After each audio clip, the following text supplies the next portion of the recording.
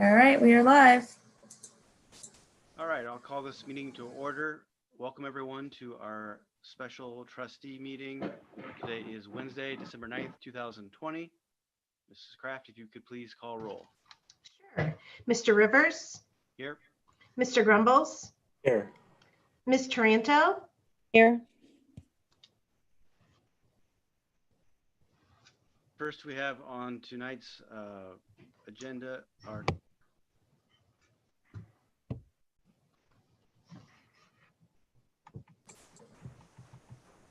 Hey, Ryan, I think you cut out a little bit as far as sound goes.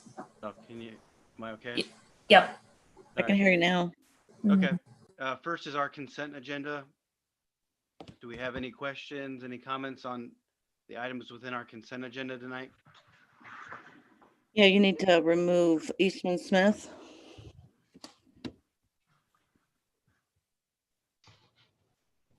which one? There's two different Eastman Smiths, Debbie, both of them? Correct.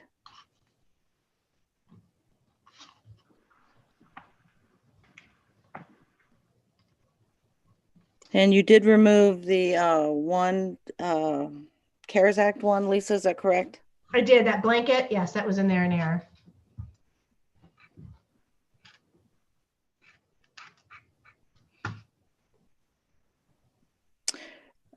All right, well, I'll make the motion to approve the consent agenda resolution 20-387, 20-388, 20-389.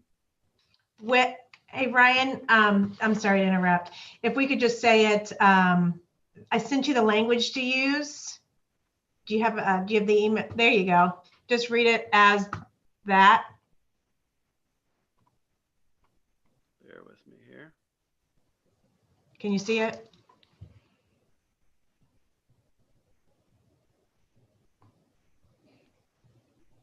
Are you able to see it on the screen? Sorry. Yeah, I'm sorry. Okay. So we removed from item, what, B? Yes.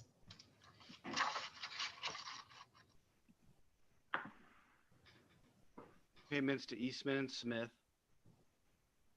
for discussion. And we are voting on resolution 20-387, 20-388, and 20-389 for approval. Second. Mr. Rivers, Yes. Mr. Grumbles, Yes. Ms. Taranto. I had one question. It was not in backup that I had. I'm sorry, I'm just now pulling up the current, the latest final template. The Delaware County Auditor, $10,000 Health Department fees. I know that we have it for the pool concessions, but what are what's the $10,000 Health Department fees? I think that's our fair share of what we have to pay them. The fees we pay for the pool are only like $800. And so what's the 10,000? I'm guessing it's when we get our settlements, that's what comes out of our settlements to go to the health department. Okay. Okay. Right. Just like election fees, that's what comes out for the health department. Okay. All right. Thank you. Uh-huh. Yes.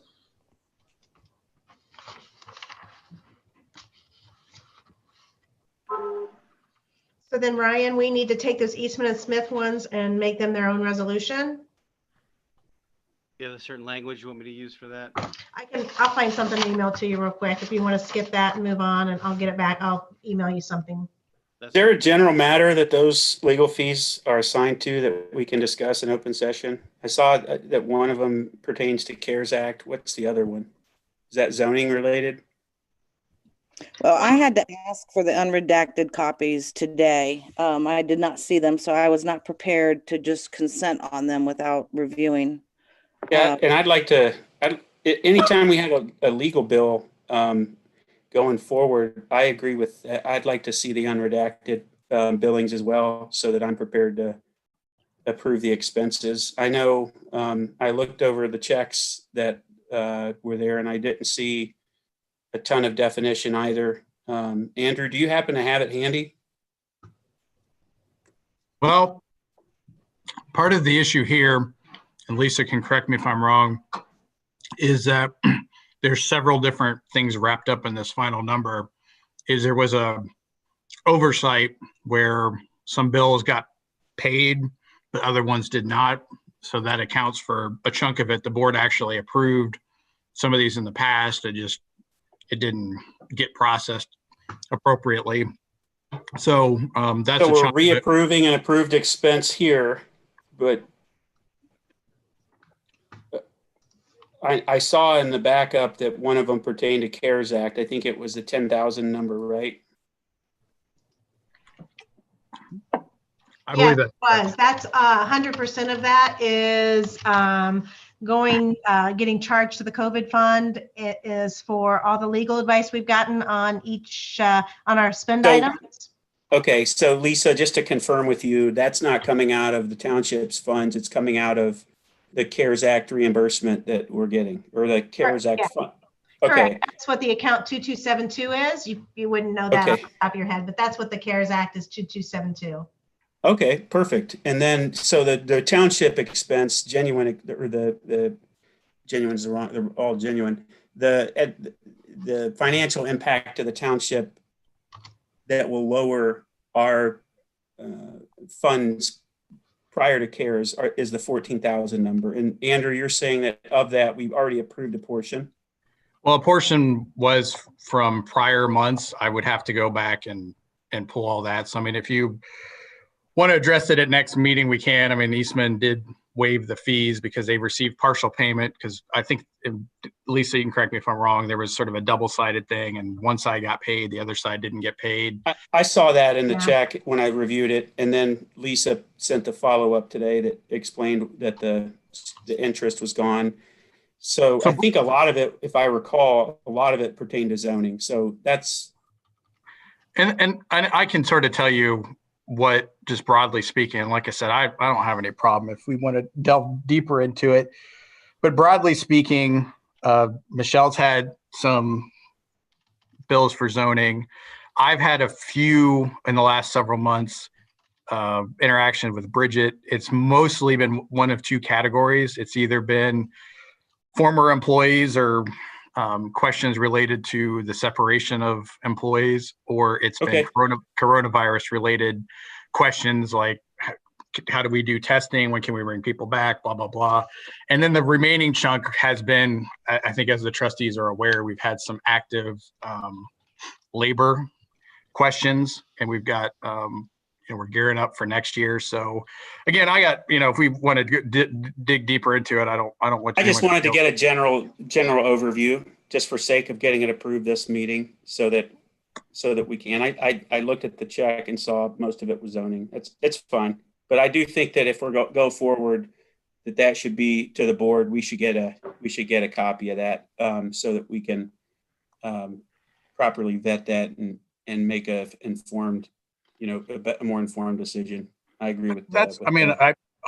I mean, when Trustee Taranto has asked, I've sent him over. So when Val returns, I'll just ask her when she throws something on the agenda to let me know, and that way I can make sure you guys get the bills. The board can get the bills or the invoices ahead of time. There was also a That's point perfect. where Eastman was behind, so like a bunch, 2 or 3 months came all at once. So Yep, I remember that as well. Because that's the one where it was kind of like, where'd this all come from? And we went over it all. So I remember that too. So that's fine. Thank you, Andrew. no problem. So will be resolution 20-340, payment to Eastman and Smith. Lisa, what, It'll be resolution 390 and 391. I'm sorry, you're right, 390 and 391. Did you get my language I sent? Did you send it? Yep. Michelle, I sent it to you. There you go. Oh, no, I sent it to you, Michelle, also. Oh, wait. Is this it, Lisa? No, it's email I just sent. Oh, Okay, just I got sent. All Okay. right, so I'll make the motion to approve resolution 20-390 to also authorize the issuance of a purchase order to Eastman and Smith for $10,574. Second. Mr. Rivers, Yes. Mr. Grumbles, Yes. Ms. Tranto. I'm going to vote no. And again, I want to remind everybody that we need to be using the prosecutor's office much more. And the amount of money, legal fees that we are spending, especially with Eastman and Smith, I just feel is excessive. Well, I I just want to emphasize and we'll talk about this when we get to the under Michelle's section, but the two things that I've primarily used Eastman and Smith for are employment and labor. And both those are issues that the prosecutor's office typically does not want to handle. Labor, they will absolutely not handle. So, I mean, that's an unfortunate that we're going to have to pay that labor fee no matter what, because the prosecutor's office won't do it. And I think I shared this with once before, the same thing with the employment. The commissioners have a contract with Fishel Downs, well, whatever it's called now, Fishel Albrecht, to do their employment stuff. So the commissioners actually reach out to Fishel to do their employment stuff rather than the prosecutor's office. And they have a staff attorney on site. So it's not inconsistent with what's going on. And, sort of I know there's concern about the billing rate, which Bridget cut down. And then again, I think as we're going to talk about later, trying to reduce that cost with moving some of the business away from Eastman. But the labor and employment are typically issues the prosecutor's office does not want to handle. They told me that too. I'm aware of that. Hey, Lisa, just to get a litmus on where we're at, since we've all seen the prior year numbers, can you pull a summary like we've had in the past that has some summary legal fees by firm for the board? Yeah, I sure can. I can email that out by tomorrow. And then that way we can see, like, we don't expect, for example, some of the prior council, we don't expect to see a recurring expense. I had a question too on the appropriations and financials you sent out that I'll call you about later. But that'll help get a pulse on it. And if you don't mind separating out any line items that aren't coming from our prior established funding. In other words, if it's CARES related and CARES is compensating us for that, I don't want to include that in our fee. That's fine. The only thing that there's paying is at $10,574, but I will not include that in our numbers. Okay, thank you. No problem. Yeah, and I would agree. A lot of these should not be reoccurring, and once we get issues taken care of that need to be addressed, and these are expenses that shouldn't continue at the degree that they have here in the past few months. All right, that moves us to our zoning report. Wait, you have one more Oh, yeah, resolution. one more. All right, what's one more? Go ahead. Which one am I missing here? 391, which is the $14,000 one. Yep. The other Eastman and Smith for $14,171.90. Okay, good catch. Let's see. Okay, I'll make the motion to approve resolution 20-391, authorizing the issuance of a purchase order to Eastman and Smith for $14,171.90. Second. Mr. Rivers, Yes. Mr. Grumbles, Yes. Ms. Tranto. No. Hey, one last question, Andrew. When you mentioned Eastman Smith, the $10,574 came from fiscal, and that was related to the CARES funding. Correct. What is the prosecutor's office? What is their position on council related to the CARES Act?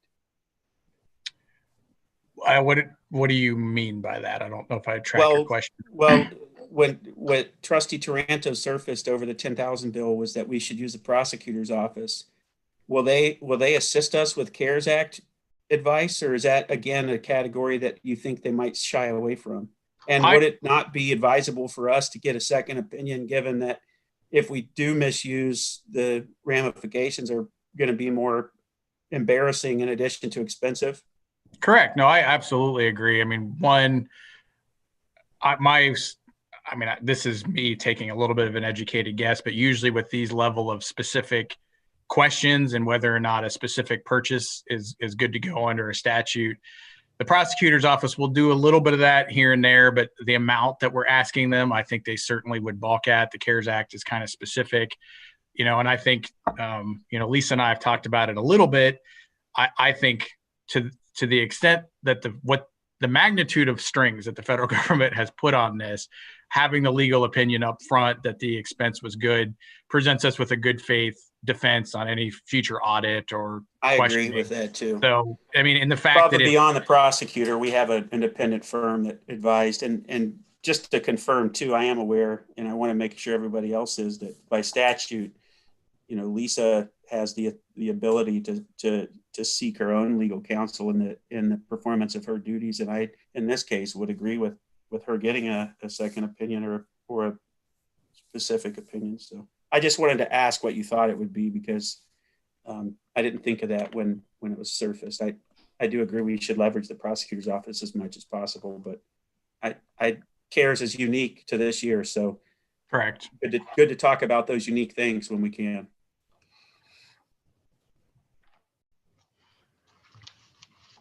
All right. So I think this time we got it all covered, right? We're good. We to do. move on? Correct. Yes. All right. Okay. Zoning report. Ms. Bonnie. Yes, thank you. So the first item on the agenda under the zoning report is in regards to legal representation, particularly for the zoning department. And initially for this year, when we let go of our previous legal counsel, we worked with Eastman and Smith for our zoning services, which is why we see the invoice on the agenda earlier this evening. But moving forward, we would like to propose working with Brochus Johnson and Griggs for our legal services within the zoning department. Not only are their rates significantly lower than previous counsel, but Pete Briggs I've worked with in other occasions at the county level, and he's been well represented throughout the townships in Ohio, and I like to call him the township guru. I feel like he is an expert with township government, and I think it would be great to partner with them on our services moving forward. If anyone has any questions, I'm happy to assist. Andrew and I did have a couple meetings with them prior to bringing this to the trustees this evening. So I think the two of us are in agreement with moving forward. What did you work on him with, Michelle? Since I serve as the executive committee member for Regional Planning Commission, we've used them as legal services through RPC. So we've had great communication with them, and they also were hired with the Delaware County Economic Development and the Finance Authority to help do the legal review for the overlay district. And that to give a little bit more perspective, and part of the reason that I support this is there's three things that I think Pete would add as a value to Orange. Is one, when I worked at the prosecutor's office, he would do a review with Genoa every so often of their zoning resolution and just sort of say, hey, here's a statutory update and whatnot. And it really helped the zoning department at Genoa stay current with any statutory changes. And it was, relatively low cost. Pete, his firm was, as Michelle indicated, they've done a lot of the economic development, the NCAs, JEDs, and things like that, because the prosecutor's office is often conflicted out of that because we've got clients on both sides of that. So as we look towards developing that ability internally with Michelle and the department, Pete's a potentially good asset. And then the final piece, and I think it was Trustee Grumbles that had recommended this. I don't remember if it was at a meeting or in person. We broached the subject with doing some training with the board with Pete, and Pete said that's something that he's done, something that he feels like he can do, and something that adds value to the township. So that's something else too, where I think he'd definitely add some value to the township. Well, and we've had a lot of change and transition this past year. I think Joe has been a great help and has helped us get through that. But I know Pete has a wonderful reputation in Delaware County. He's known for doing a great job, and his background and knowledge, and would be a great addition. And Trustee Taranto, to your concern earlier about using the prosecutor's office, I mean, we still plan on using the prosecutor's office at any chance we can get. But I do find it beneficial to still have private legal counsel, especially with some controversial applications, which is when we had the apartments earlier this year. And then also moving forward with, some JET agreements and economic development incentives, that would be nice to have legal counsel supporting us with that. Right. We did have a really great legal counsel that did a nice job for us for many years. And I know that you needed to use him sometimes.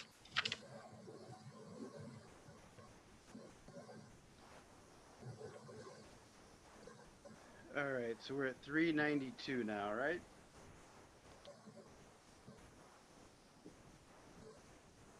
Ryan, I don't know if you know, but your voice is like super low, like it's hard to hear you. Is that better? No.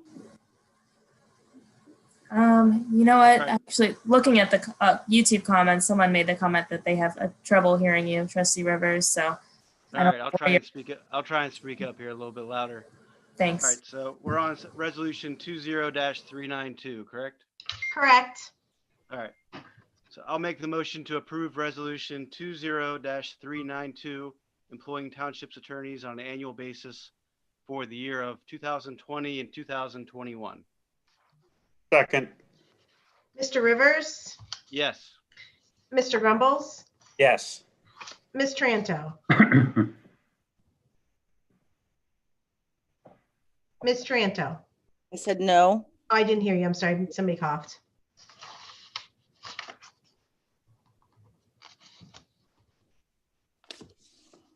And I'm sorry, what was okay, forget it. I'll fill in that blank. Okay, thank you.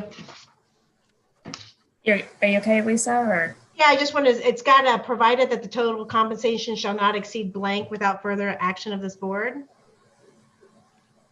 Did we have an amount that this is not to exceed? Go down below. no, I see what you're saying. I see that. Yeah. 168, something like that. I mean, I would, whatever we appropriated, to be honest with you, is what I assumed we were going to put in there in Michelle's budget, and I'd have to pull it up and look real quick, but that's what. I thought Okay. you had an hourly wage for them. I'm sorry? I thought you had an hourly rate for them. Is that? That not- is- Yeah, but I think what he's saying is that we did this in the past where we have hourly rates, but we have a not to exceed an aggregate of those Oh, rates yes. without having the board come back together and approve it. That way it kind of caps the damage they can inflict. And we probably, Andrew, want to go back and look, by damage inflict, I mean the financial toll it can take on us before we recalibrate. And we may want to go back and look at prior agreements, Andrew, and make sure that we haven't breached or don't need to revisit anything prior to year end. I know we used this language in the past, I believe with Eastman Smith, but just want to go back and revisit those resolutions and make sure that we're still in good shape. That's why one of the reasons I asked Lisa for an update. Okay, no, that's a good point. And I will tell you, I used to like to put those in contracts I drafted too. So, but I think you've got a good point. I also think that perhaps more negotiating should take place with some of these bigger firms. Just because they tell us $300 an hour doesn't mean we have to accept it. And they might say no, but there's plenty of people we can go look at and for potential lawyers for the township. I don't think agree. we have to lay down and accept a $250 an hour attorney. And I think Trustee Grumbles and I don't disagree with that at all. And I think that's to my point where I think if we wanted to look at alternatives to Eastman and Smith in 2022, I wouldn't object to that as one of the things is you'll get an opportunity to work with the Labor Council as we have some arbitrations and the negotiations and stuff come through. So by the end of the year, I think the board will be well positioned to decide whether or not they want to continue with Eastman. And if they do, if they want to ask for a reduced rate or if they want to shop around and see. And I think I've said this before. My sense is, yes, Eastman is on the high side compared to what I've seen other government rates, but it's been a hot minute since I've done any of that comparison. So I understand the board's concern, and I again would not be opposed next year, the year after next, 2022, shopping it around. for our labor and employment needs. And so for the number to fill in, we just need to apply what's in the appropriations, correct? And I appropriated 50,000, and I cannot imagine getting that to that close, but it's over half of what we usually budget. Thank you. Mhm.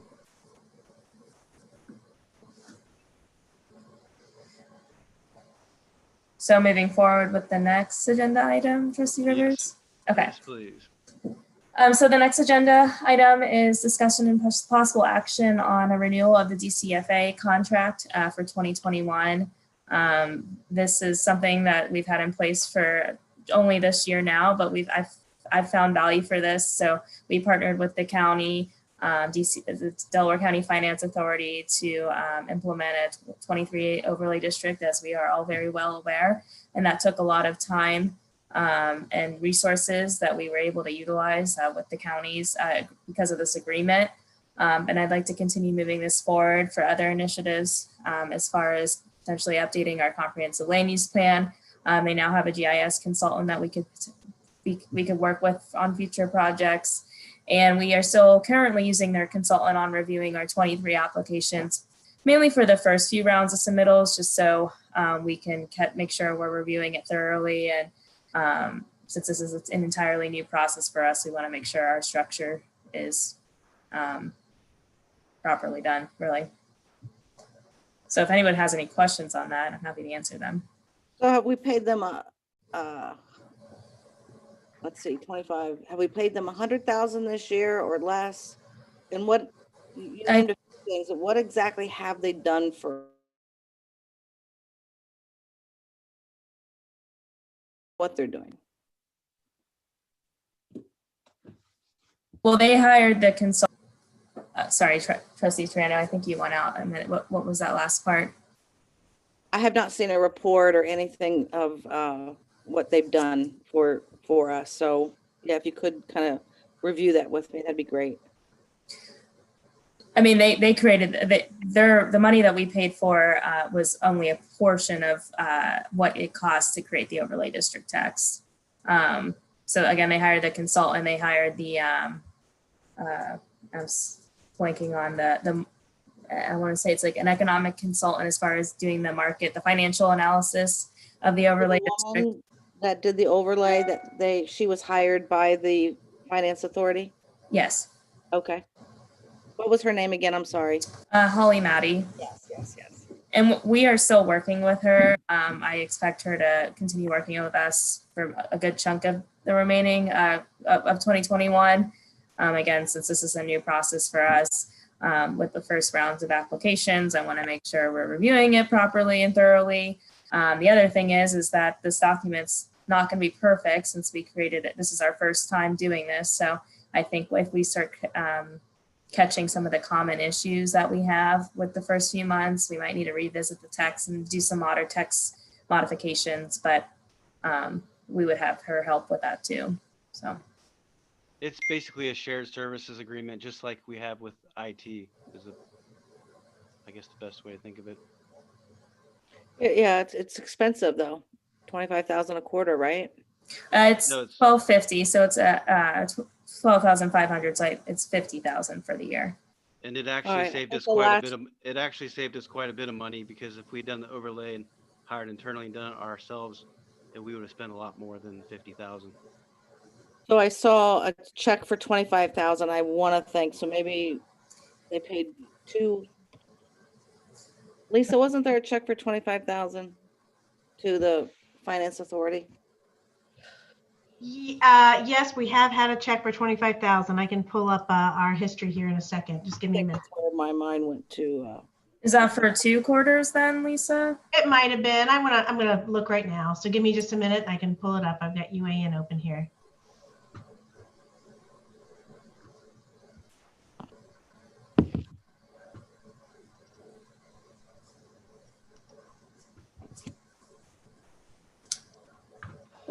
And we want DCFA, correct? Yes. All right, let me look at the history here. Our County Finance Authority, right here. We paid them $37,500 this year. Yeah, the last check was 25,000. Good memory, Debbie, on October 29th. So it must have been for 2 quarters because the previous check was in April for 12.5. I don't think we hired them until after the first quarter, if I'm correct. The agreement was in place. I believe it started in January. I could be wrong, but So I don't know if we paid the full year amount, I The guess. bill for the last quarter or something. And for both Trustee Tran and Trustee Rivers, Trustee Grumbles is having some technical issues. So hopefully this sounds working. Again. Can you hear me now? I can hear you now. Okay, so I don't know where we left, but I was trying to say that I had spoken with Andrew prior about getting the legal services under reps, and I agreed that I brought that up at the beginning of the year that I wanted to do an RFP, but we weren't able to work that out with the prosecutor's office. So I think that'll be good if we can work on our fees and shop around as well. And have a conversation with Andrew about leveraging more affordable counsel. I know we have Eastman Smith, we have this new firm that may be able to handle it.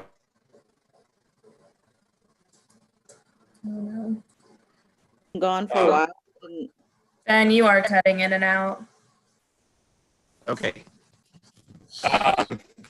We have multiple attorneys that we've been using, so I encourage Andrew to shop around. Is that clear? Did that come across clear? Shop around for other attorneys. Yes. Okay.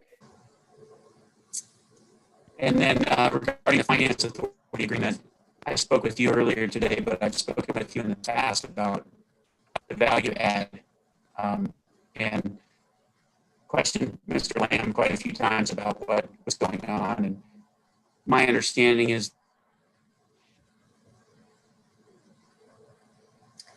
that related to this would have exceeded our contract. Hey, Ben, we lost you after my Jesse, you can understanding. come back again. It's going in and out. Probably the best way to understand value is communication and just like the grant writer, now he lets us know what he's working on. And I actually did not realize that the Finance Authority hired Holly and her company. So that's good info to know.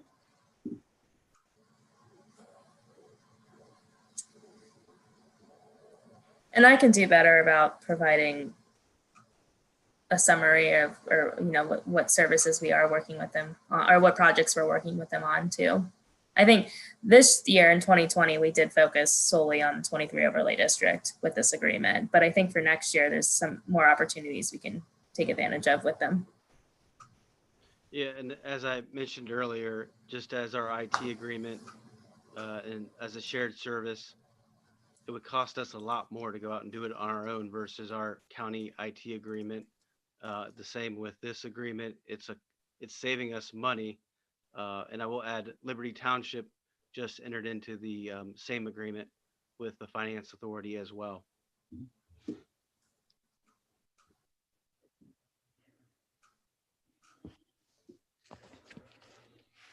Well, I know Trustee Grumbles had some other comments to share, but he did get kicked up. He did sign off the meeting, so hopefully he can get back on soon.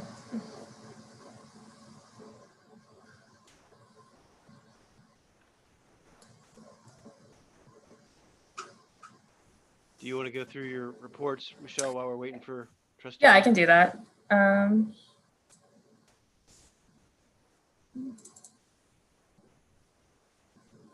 Okay, so under the zoning report, yesterday evening on December 8th at 7 p.m., we did have our first work session for the Route 23 Corridor Overlay District.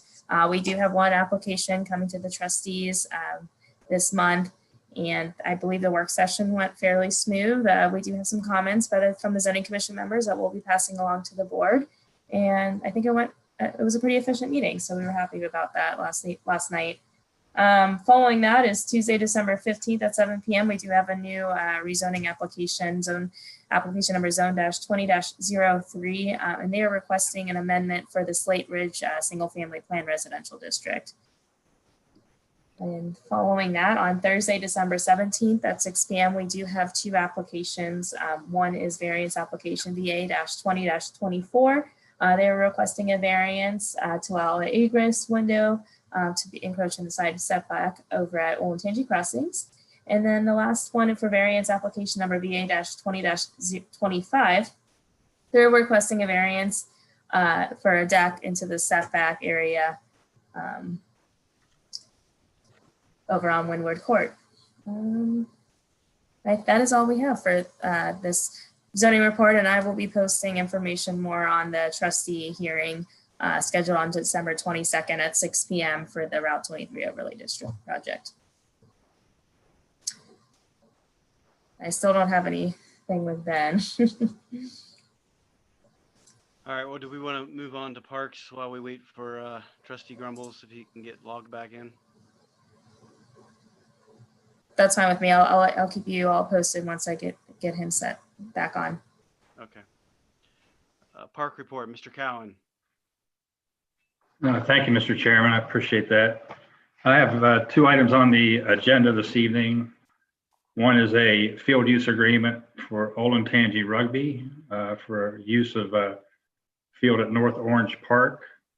I want to point out to the board there's a typo in the footer of the agreement that was supplied for the backup.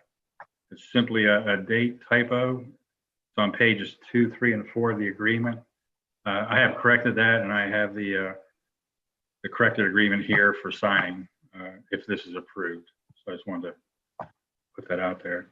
The second item I have, if you want me to move on, is a discussion of North Road Park. Tonight we're prepared to ask for board approval to advertise for public bidding for improvements to the park. The proposed improvements will include the construction of a pavilion, a splash pad, a concession stand, playground, enlargement of the parking area, completion of the park trails, and landscaping. Tentative schedule for the build out of these larger items. We would like to schedule a pre-bid meeting for December 17th. A bid opening date of January 5th, 2021. And an anticipated completion date of August 1st, 2021. The estimated cost for those amenities, or engineer's estimate, is $2,411,475. Regarding the pickleball, basketball courts, and the dog park venue that we've discussed on a couple different occasions, a parking concern came to light early on in this process. We're looking, we've talked to our engineers of record for this project, Corps of Engineers, about locating these facilities at other township parks. Doing this is relatively simple.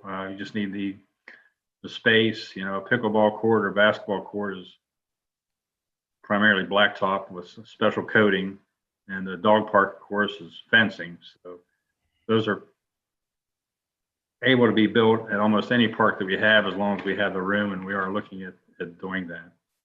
But for tonight's purpose, we'd appreciate your consensus to move ahead with this project and advertise for biddings. We've promoted the basketball and the pickleball. We have talked to our aging community. When I say aging, it can be anywhere from 40s, 50s, 60s, 70s active members. Everyone knows this is something that I've been working on for a long time and promoting. So I'm, of course, taken by surprise, but then I usually am. And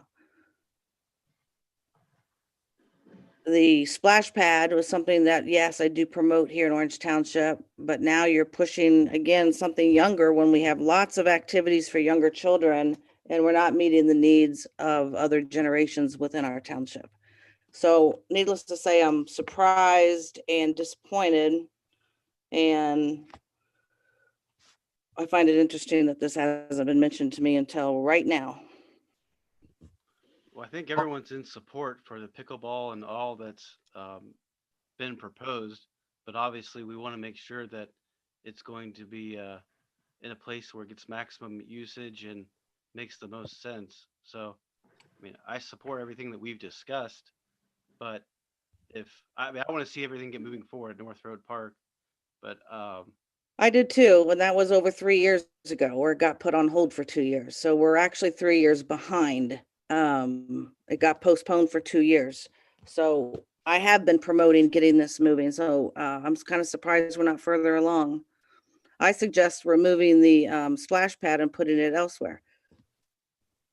well, Or taking away a youth soccer field. yeah, I know, and I know this park started before my term started, before I was here, and it originally was driven by soccer.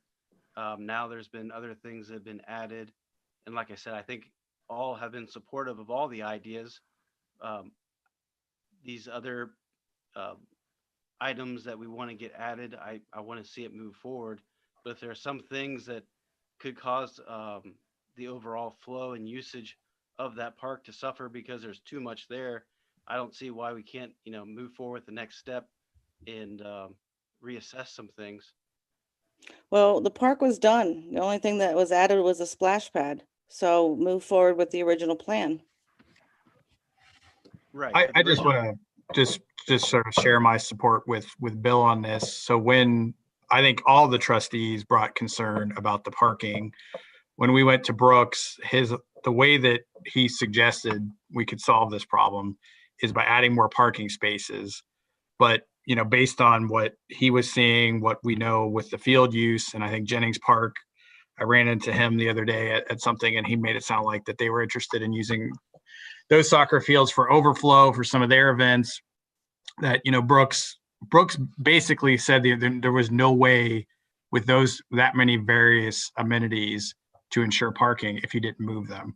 So We're not building a park for Jennings. We're not building a park for Jennings. I understand, but if we're having a traffic problem already, then our parking problem, that's gonna impact it. I to be honest with you, Trustee, I've brought up with Bill several times about removing a soccer field, but the cost that went into that was substantial, and it would not be cost effective to remove the soccer field and do it.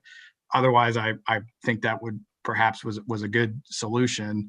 So, and the reason that Bill and I put this on the agenda as a discussion is, Brooks said that it is possible. I mean, as Bill said, it's basically just blacktop and whatnot.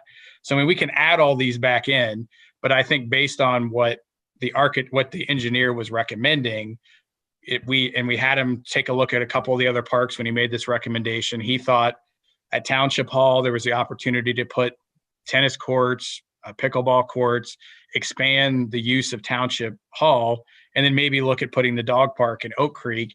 So, I mean, it's not that these could never go back into North Road Park. It was just we wanted to present it as the engineer. I mean, we made sure that this is what Brooks was recommending, present it as a recommended, and then if we need to put it back in down the road, we can do it with very little impact to timing or cost. But at the same time, they're telling us that it might make better sense to put these amenities somewhere else.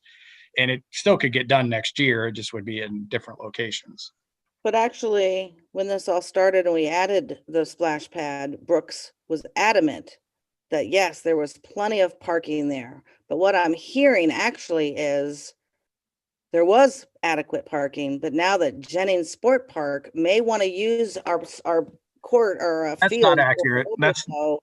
What I'm hearing. No, the trustees all said that they heard from residents that there was parking on the grass, there was parking along the road, and that there wasn't enough parking space. So that's the concern that went to there. I don't really care about Jennings. They got their own problem. I was just throwing that out there as they were also indicating they wanted to perhaps expand our field rental load in the future, which would also create an additional parking problem. It's not to benefit them, but if they rent more, then that's more people that's parking there. So again, this was all surface just because of the parking issue that came up after. So the splash pad was added and Brooks felt like it worked, but then we received the reports that it wasn't. We were already having a parking problem. So having a parking problem and adding 3 different amenities to it, a splash well playground, a splash pad, courts, and a dog park was probably too much of a load, just given the fact it was already having parking problems just as soccer fields, never mind the concession stand, pavilion, playground, and splash pad. So Basically, again, it can be all put back in. I mean, this is not saying that it can't. I mean, that's why, again, Bill and I wanted to have this discussion with the board, and we wanted to move forward at least with, because Brooks, again, I just want to emphasize, said, you know, the taking it out and putting it back in would not severely impact the cost or the timing, but we needed to avoid, as you said, Trustee Taranto, further delay. We wanted to at least move forward with the substantial building projects and then decide what we wanted to do with these other amenities. Because again, the trustees are the ones that have to decide whether or not that parking is sufficient there. We're only communicating what Brooks said based on the information we relayed to them from the trustees. So the uniqueness of this park now has been removed. It's just like every other park: soccer fields, a playground, and a shelter. That's really what it's become. Well, it would have the splash pad that is built in to the plans. That, I mean, that's, if any, that delayed it a little bit because they had to go back and create a place for the all the equipment for the pump house and all that kind of stuff.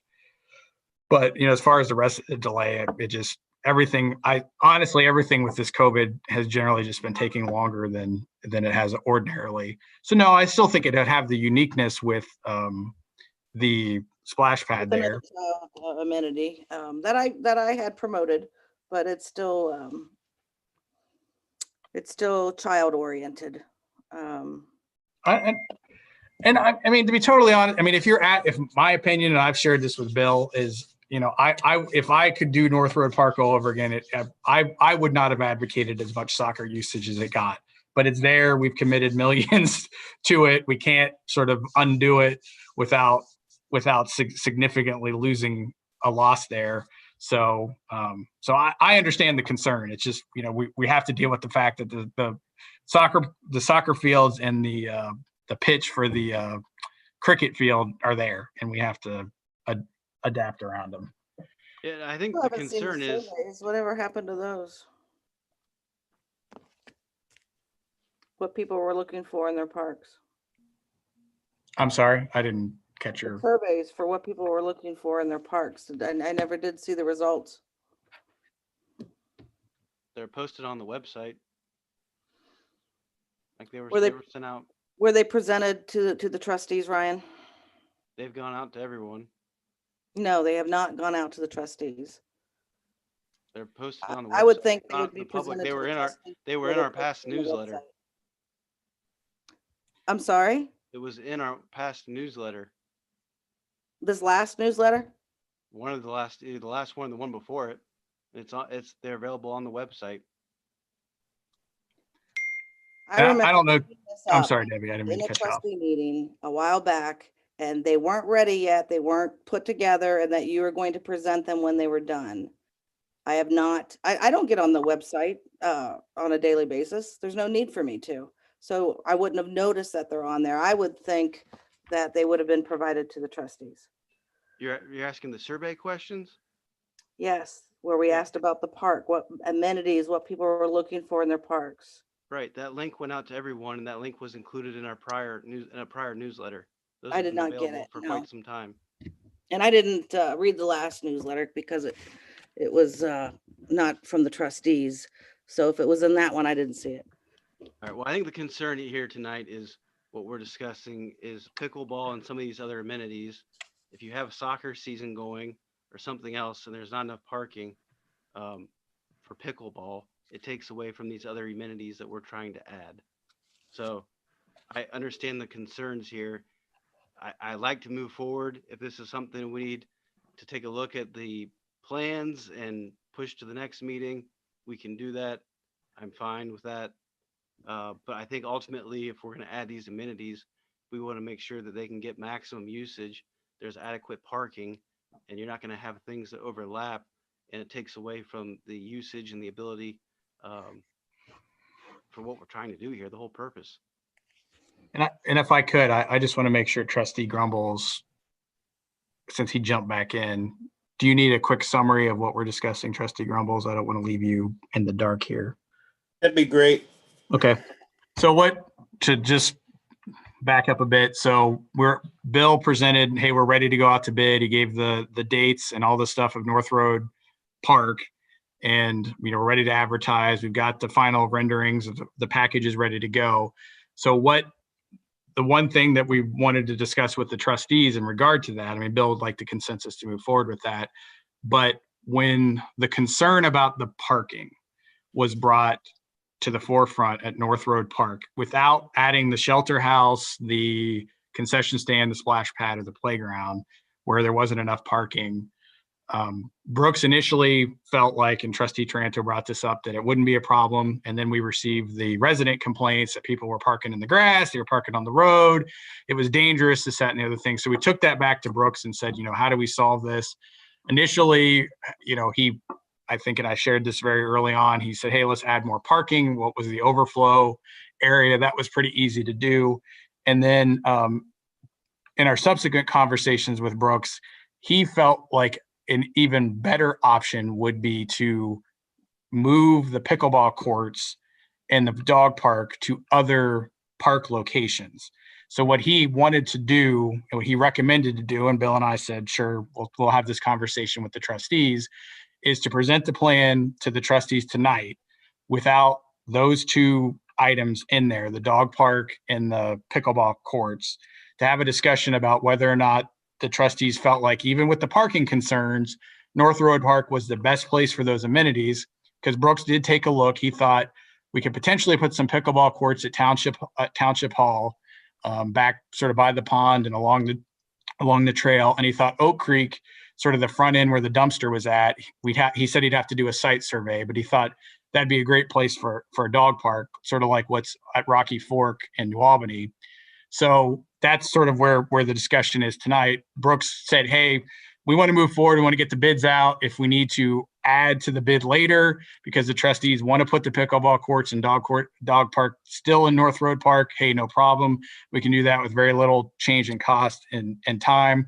But he really wanted to explore moving those two options, again, driven by the concern of the parking, to other parks and split those up. So that's where we're at. Trustee Taranto was expressing concern with that. And I think Trustee Rivers was saying, hey, let's have a top conversation about it. I don't want to put words in everyone's mouth, but that's, I think, in summary, where we're at. I agree with Trustee Taranto. I think the pickleball courts were applauded. I got surprising amount of emails. And when I was boating over the summer, I discussed it with other boaters in other communities that aren't Orange Township. They actually were talking about pickleball before we were talking about boating and whatnot, and they were talking about pickleball. They had vacation in Florida, and we're going on about pickleball. And I brought up the fact that, hey, in Orange Township, we just approved pickleball. They lived in Genoa and were just ecstatic at the fact that, granted, they're not our township residents, but I mean, I was completely floored with the feedback on pickleball. Similarly, the dog park, because there's an absence of those. We have several neighborhoods that including the one I live in, that don't allow for fences. And so I don't think that a one location dog park or pickleball or any of the other amenities that we offer, I don't think it should be isolated to North Road. And if we want to retrofit additional pickleball and dog parks in the township, I applaud that, frankly, because I think what I'm hearing from people is they want access to activities other than a playground and a field that we lease out to soccer players and organizations and others. If we're designing parks for the sake of lease agreements, then we need to be forthright with our resident base. If we're designing parks to be parks, then we should take that into account when we're building them.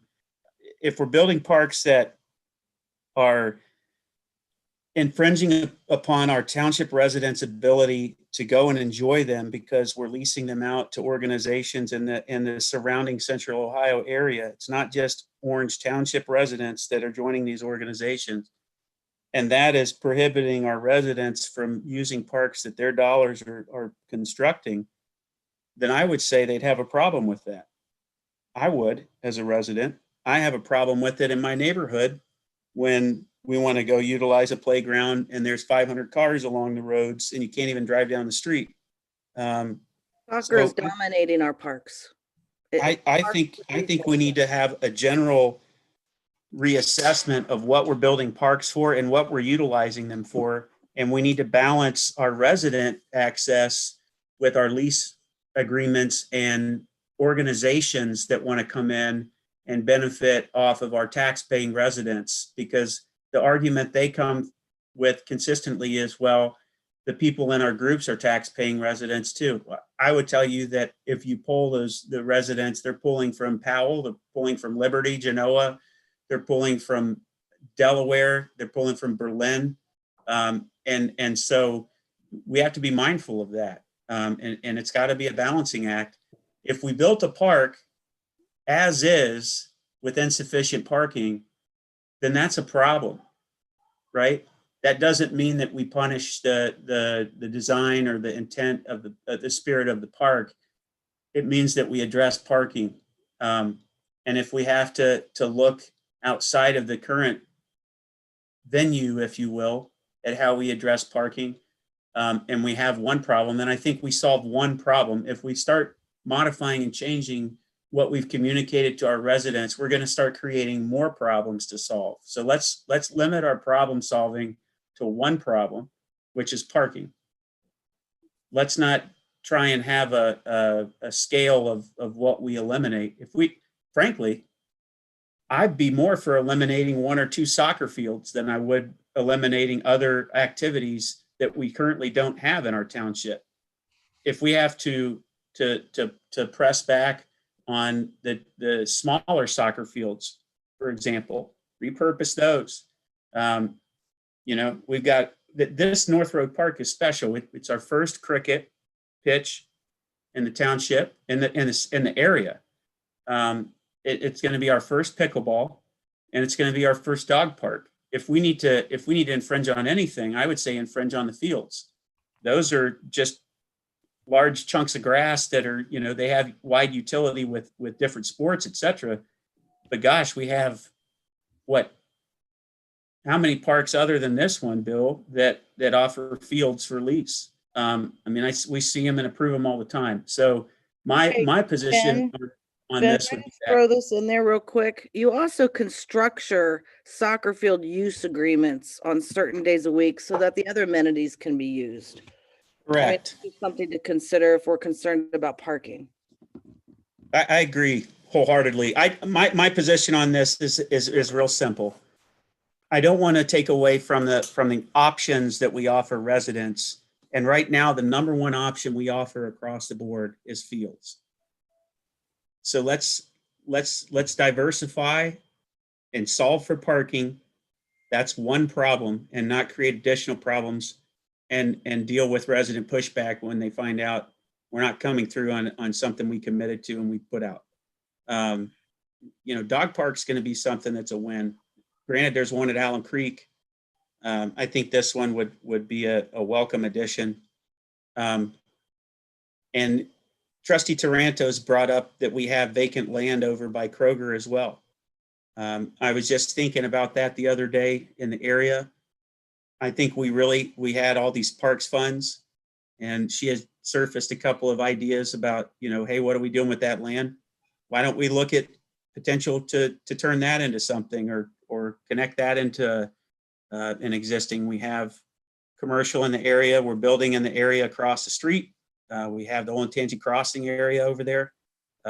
Maybe we look at utilizing that property as well, and really put out other potential options. The Bridge Park, for example. I don't know how much green space we have there. bottom line here, I don't think that it's feasible for us to go back now and take away these new amenities. I do agree that Township Hall, that the green space there might be underutilized, and in a sense, we could put some pickleball there potentially, or tennis courts, or both, that you can use for both. But I'd hate to see us pull back. I think that design was wonderful. And if anything, we can take out those 2 small soccer fields and have more fruit trees or something put there, or whatever. I think Move the the pond splash over. pad would be great at the Township Hall also. Great parking, not around a lot of older people as far as like kids playing basketball, or that's kind of further away. These are all things that should be considered. So I'm all for moving ahead. I also want to resurface the idea of community gardens. I know that that with parks, that was something that I talked to residents about campaigning, and that I continue to be a strong advocate for. I'm working right now on a potential plan to get community gardens in place in spring, that I can update the board and the group on as it solidifies. But those are all things that would allow us to offer more options to residents. So my 2 cents and then some. But yeah, thanks for getting me caught up. Well, I mean, I'll let Bill sort of clean up here. Again, this is the point of having the discussion. It's just, I want to emphasize, Brooks looked at it. I think he solved what was the immediate parking problem. I don't think the current soccer fields can be converted to parking areas. So, again, I mean, I think Bill and I presented to the board because we fully understand the board is the decision maker on this. But, I just want to reiterate that, Brooks is the professional. He looked at the parking options. I think he added the 90 some spaces, but that's sort of once you put the pickleball courts in, if I remember correctly, and Bill can correct me if I'm wrong, that's about it. There's going to be no more space where we can put parking on that lot without trying to drain the pond and fill it in and create a new driveway or something crazy like that. So again, I just want to emphasize that, that's sort of where the engineering limitation may be there. Bill, I don't know if you have anything to add. No, you're exactly right, and I appreciate all the explanation that you've shared with the board. Yeah, the parking situation, when you pull into the paved lot, to the left and to the right of the paved lot, those areas were prepared for overflow parking. So the one, when you pull into the lot, the area to the right is the area that Brooks included on our design plan as expanding and paving that area. As Andrew said, the area to the left was where the pickleball courts and I think the basketball court were going to be located. So the additional 90 spots that we intend on adding through the project, that'll be all the more space that we have available for parking. But again, I hark back to where I used to work. We put ideas out for your consideration, and I take your comments seriously, and I appreciate them. So if you want to pull back on this, we can, and take another look at it.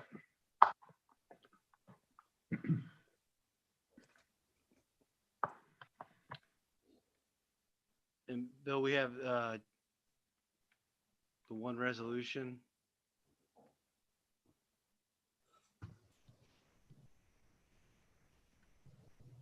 I think Bill was just looking for consensus to go ahead and get it advertised and start the bidding process. So I don't think there was a resolution. Correct me if I'm wrong, Bill.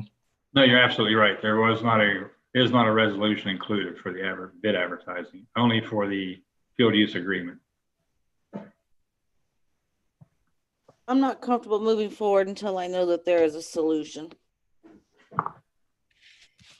And I think too, the basketball is something we have at multiple parks now as well. So, I mean, I'm trying to find the plan for the parks. I'm trying to get it to download right now. So once I get that up, it'll help me, but I definitely want to, So we do have the basketball court at North Orange Park, where there are four half courts there in a circular layout. And then we have the full court here at Township Hall. correct. Those are the only locations for basketball. Yep, and I just got the park, the North Road Park pulled up. Okay. Have they started on the shelters or the playground yet? Playground, they just did the walkthrough today on that, for the final walkthrough. So it's built, it's constructed. Yes. Okay. Yeah, and I see what you're saying. The only thing that would potentially work is if we move the cricket between fields 2 and 3 and eliminated field 1 for parking. And I don't know that that's realistic, given they already put the cricket pitch in, and I believe it's turf, correct? Well, I mean, the cricket pitch is only it's a concrete slab with some artificial turf on it. Yes. I mean, that could be relocated without much effort. Right, and the problem though is the spacing between fields 1 and 2 compared to 2 and 3 is wider. Okay. But the fields, correct me if I'm wrong, there's nothing designating their boundary, correct? You're correct, yes. Okay, so we could implement the poured cricket pad in between fields 2 and 3 and move the parking over to field 1. I don't see how that would be unfeasible. It's a giant field area over there that right off the drive-in that you could repurpose into parking if we really needed to. And I think we would have enough between the 3 youth fields to really call that a full field or darn close to it if we needed a 4th field. So that's kind of where I'm leaning to if we have to go that path. And if we have to eliminate basketball and add spots there, I would be for that. I think that the unique aspect and component of this park is we're introducing new amenities to the township that they don't have currently. So if we have to nix a couple of things that they already have elsewhere, I would be more open to that. Just so you have my full feedback there. Okay. So do we want to pause it and get some of these things addressed and look at this at the next meeting then? That's fine with me. Sure.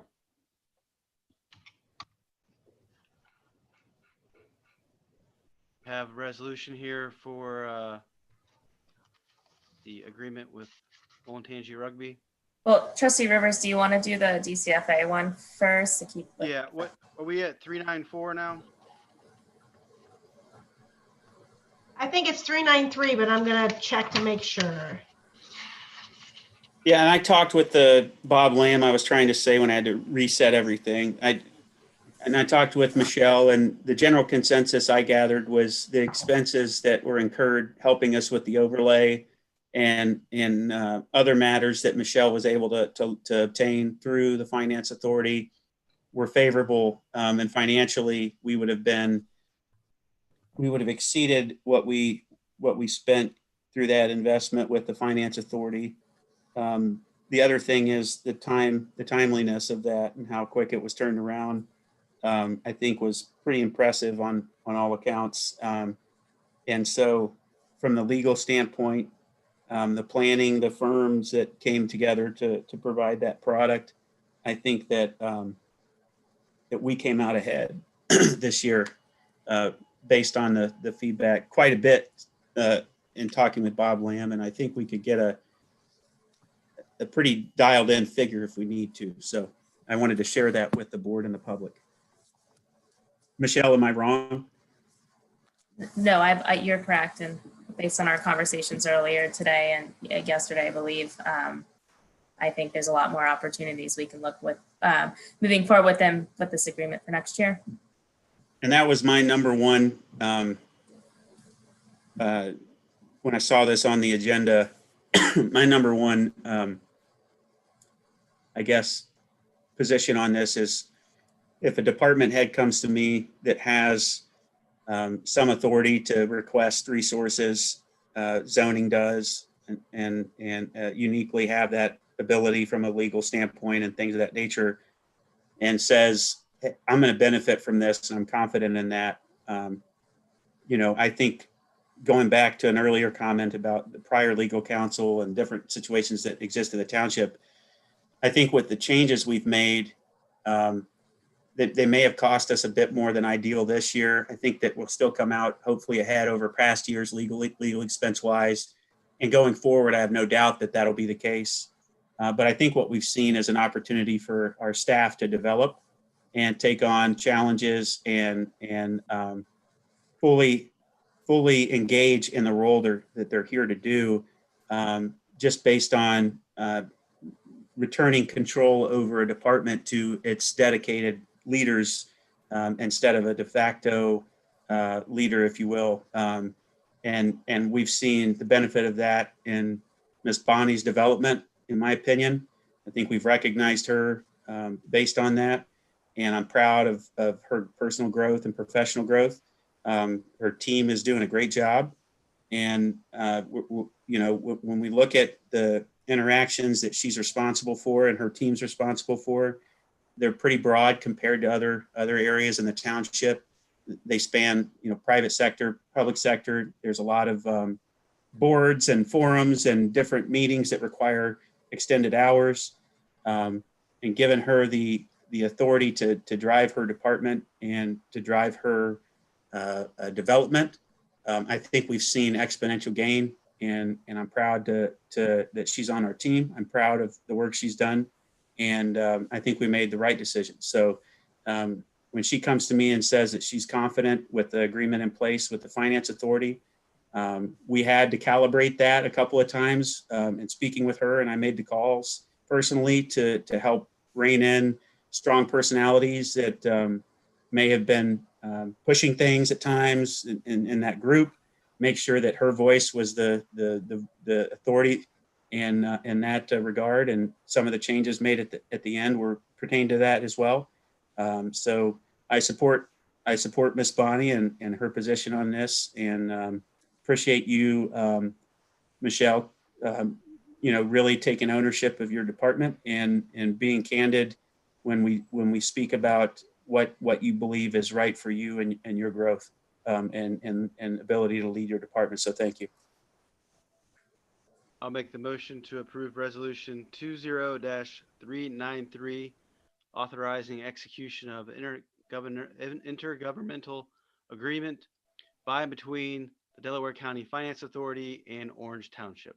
Second. Mr. Rivers, Yes. Mr. Grumbles, Yes. Ms. Taranto. Yes.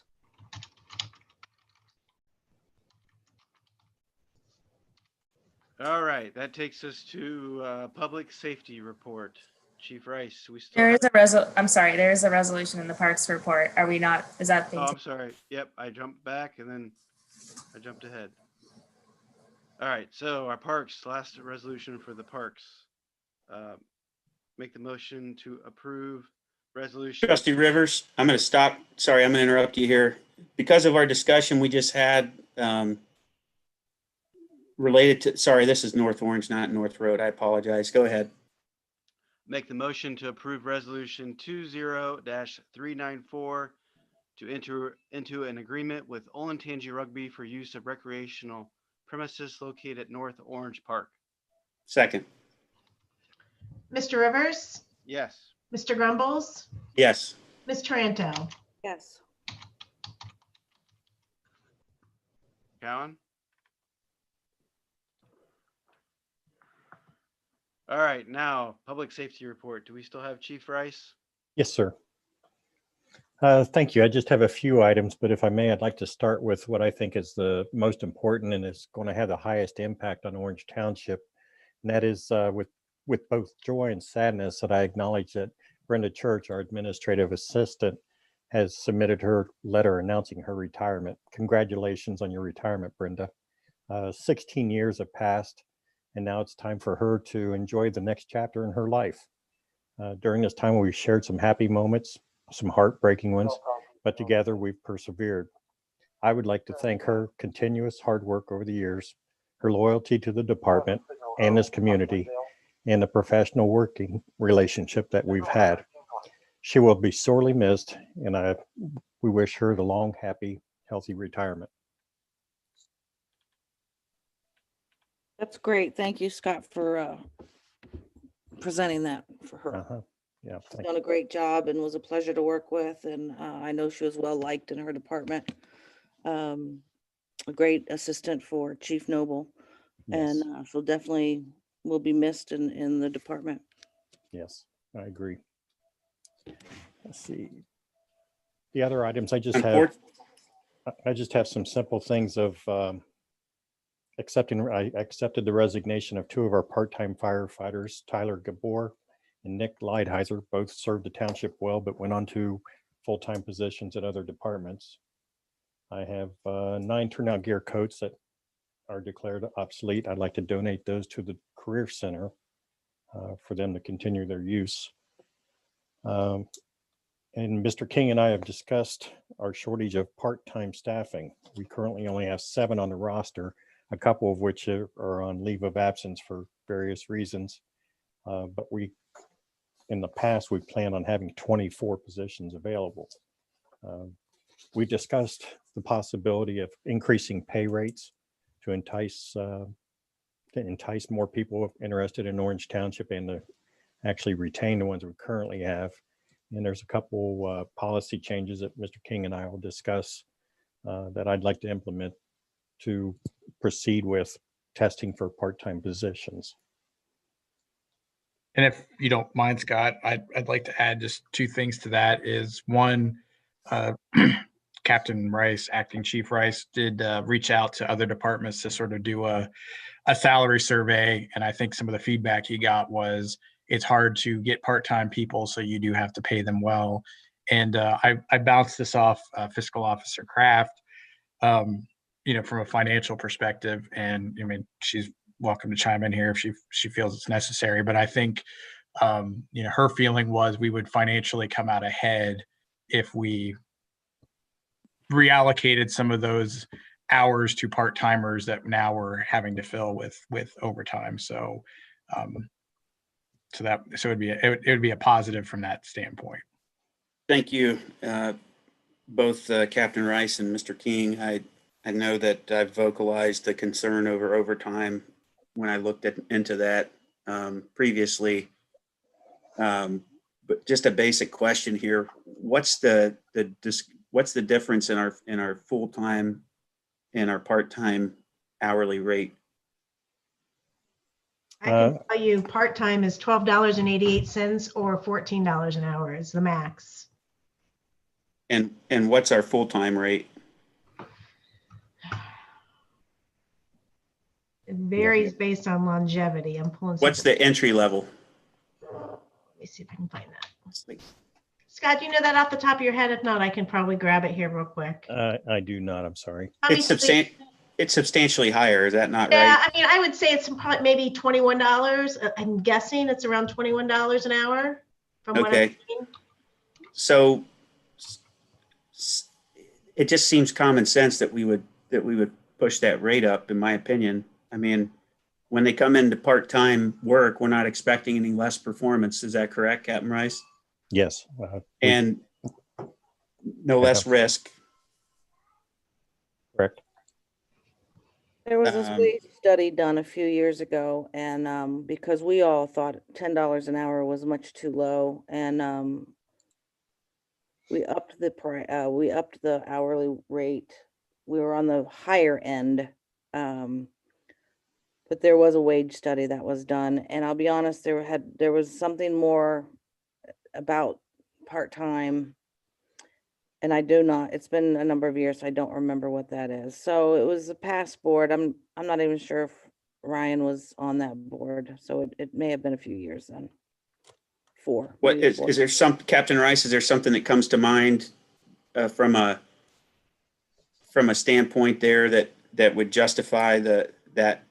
Is there a certification, or is there something that, the part-time folks that we do have, are they active in other departments, or what's the experience so far?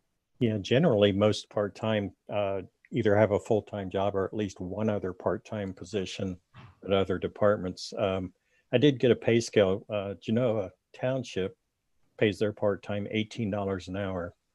Westerville pays their paramedics $15 an hour, and Delaware City's $15.76 an hour. So we're below the. So according to Trustee Taranto, I think that's a fair approach, but it sounds like it's dated. Absolutely. I would have a hard time knowing that our neighbors next door are far more competitive than we are, and that would explain why we continue to have churn.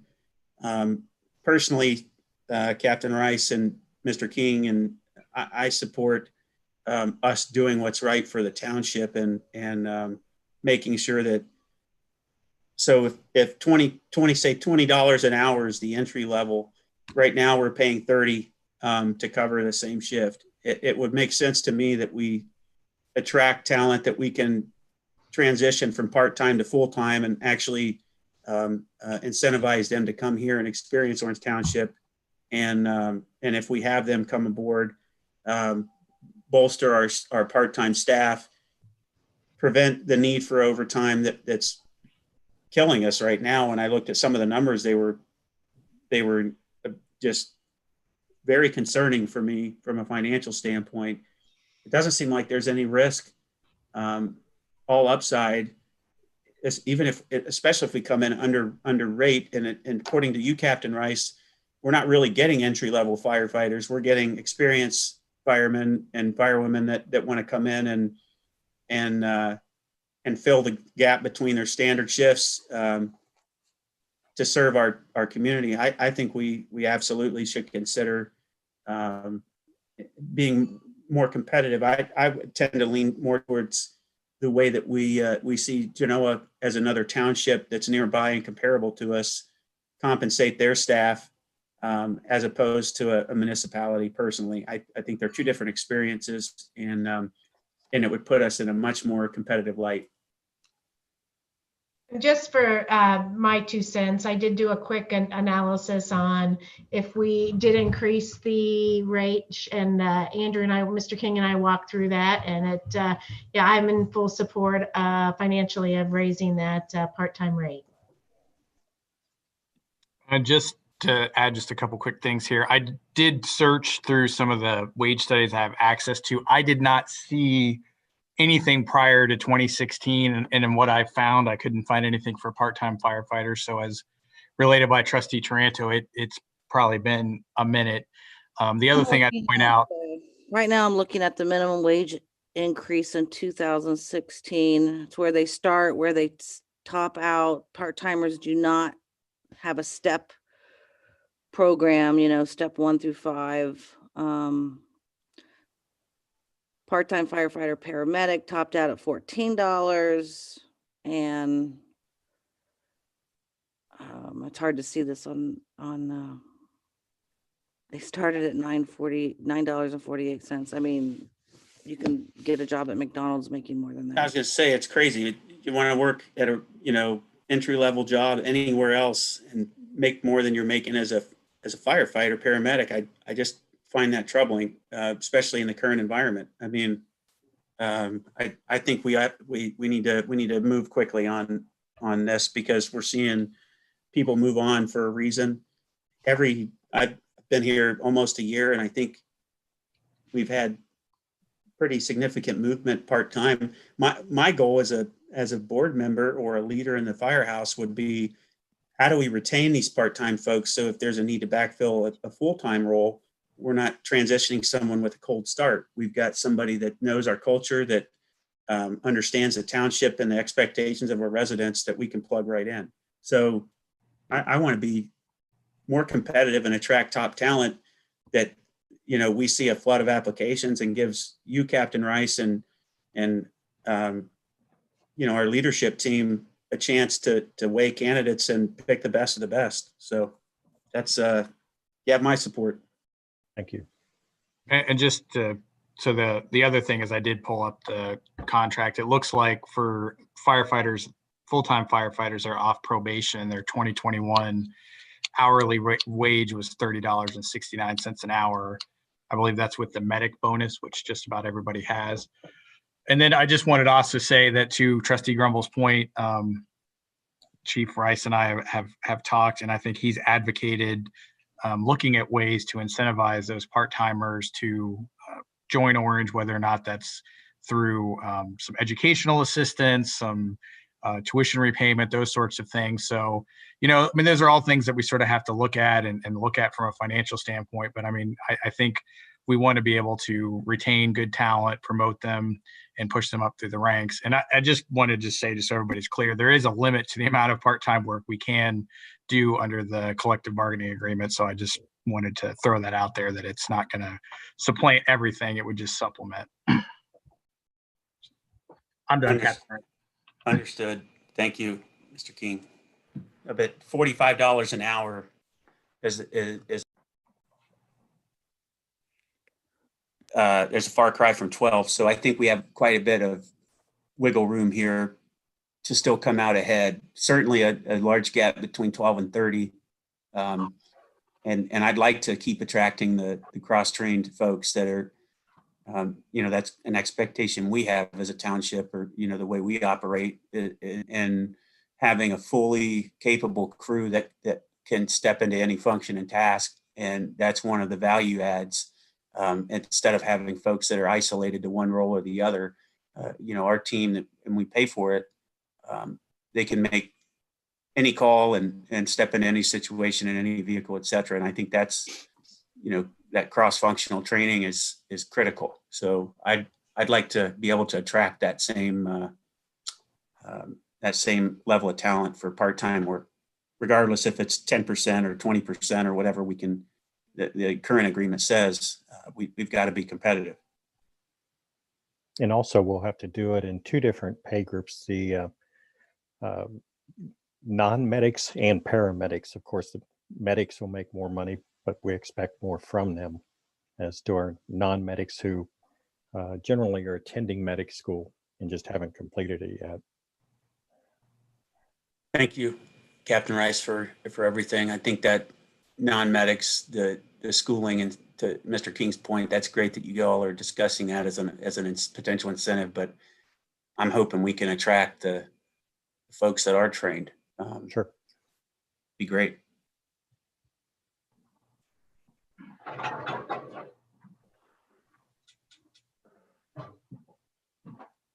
So is there some kind of consensus or action from there that I need to record here in the minutes in the journal? I think a consensus of raising the top salary rate to $18 an hour would be good. That way I can update the position description accordingly. Well, I don't want to put a dollar figure on it in this meeting, Mr. King.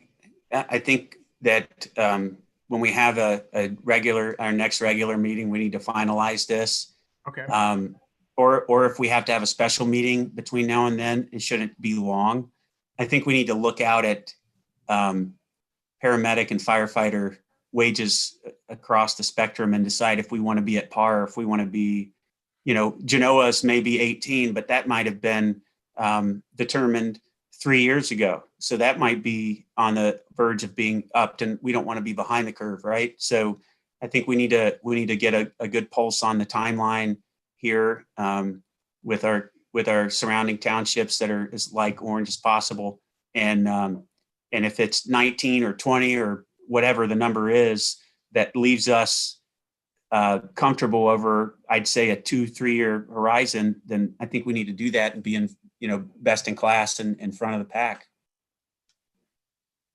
I mean, Chief, you can sort of interject here. I think the only thing I would sort of ask is that it's a multi-month process to do recruiting, hiring, background check. They have to get some level of physicals and whatnot. So I know the chief would like to move forward with that. So I guess if there's not discomfort from the board with at least beginning the recruitment process in the coming weeks, we'd like to.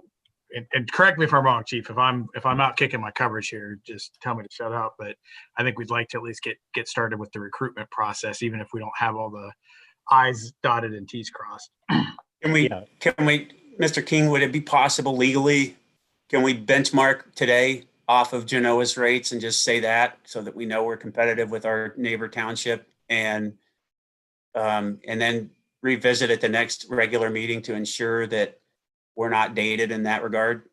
Sure. I mean, I think what I would do next, if the trustees, and I get the general sense that the trustees are comfortable with moving forward, is the chief and I would sit down, sort of do what you're saying, figure out what the appropriate rate is, sort of map out where we want to advertise, how we want to advertise, maybe go over with Sharon DeLay, as we have with other positions, the job description, make sure it's up to date, with the analysis, all that kind of stuff. And then, begin sending those advertisements out, have that recruitment process in place. I assume Val will receive the resumes, and how the chief wants to sort through them. So, I mean, I don't even know if we would necessarily drop the advertisement before the next meeting, but it just to sort of move forward as if we're going to have that happen. Does that sound fair, Chief? I'd be for benchmarking off of Genoa effective now. Okay. And say that's the worst case. Best case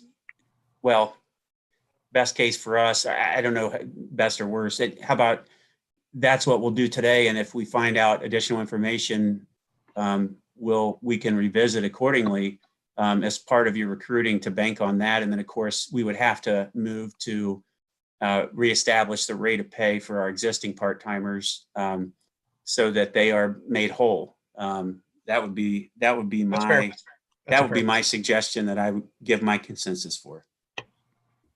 I mean, I think, and again, I feel like I keep talking over Scott here, but I'm maybe more the talker than he is.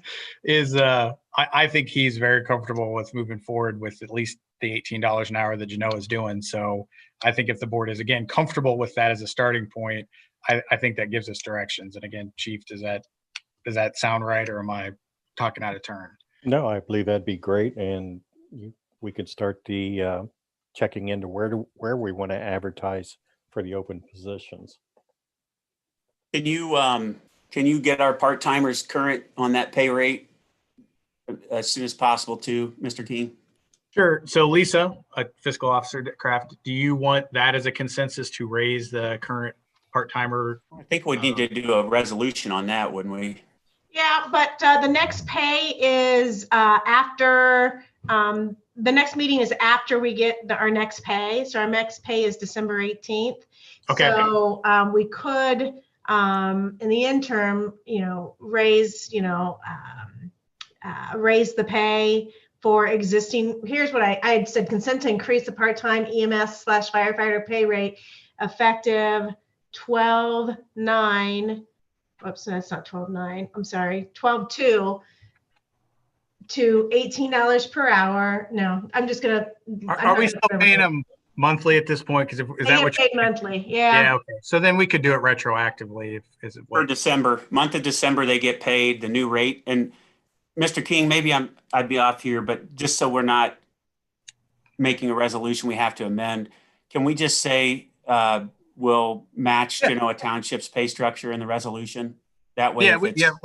Let's I'll work with the chief, since I kind of forgot, because we're talking about is, again, one of these incentive things, moving them to a biweekly pay period instead of a monthly pay period. And Fiscal Officer Kraft was happy to accommodate that. So I forgot they're monthly. So I think we can work on getting a resolution in front of the board for the next meeting to make that official. That'd be good. Yeah, that way we can confirm everything. But yeah, and then you have our consent or consensus, it sounds like, to do the work in question. Yeah, so I have a consent to increase the part-time EMS firefighter pay to match Genoa's pay structure and begin recruitment for additional staff.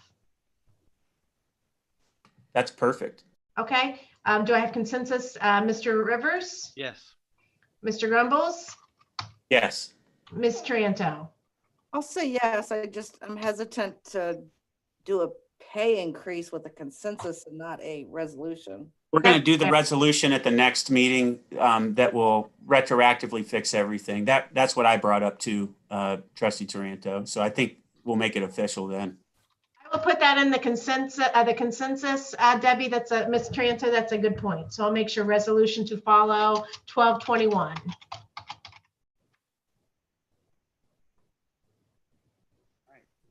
Thank you, Captain Rice. Thank you. Thank you all for your collaboration too. I think that speaks to good partnership, that how many people were involved in that. So thank you, Fiscal Officer Kraft and Mr. King and Captain Rice for all working together on this. All right, fiscal officer report, Mrs. Kraft. All right. You all should have received the October 2020 as well as the November 2020 financial reports, which include the bank rec, the cash summary, the appropriation status, revenue status, and fund status. All the reports are in the back for signature.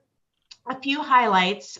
We ended October with $22,802, $956.21, which includes approximately 19 million in investments, and expenses through October were 10.3 million with revenue of 11.5.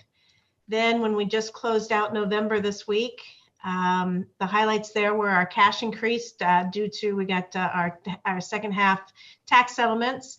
So it went up to $26,713,051.10, which includes approximately 8.6 million with Fifth Third, 10 million with Star Ohio, for a total of 19 million in investments.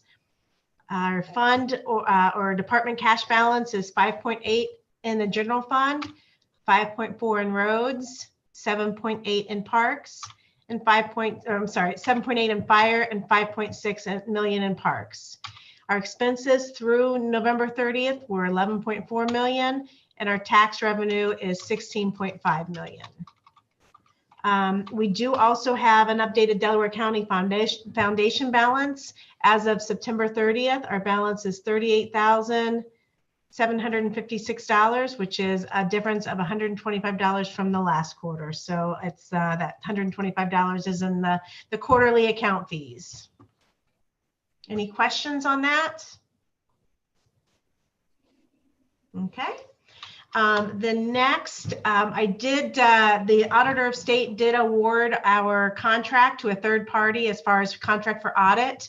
It is going to be with Julian and Grube, and it'll be for the audit period of January 1st, 2019 until December 31st, 2024.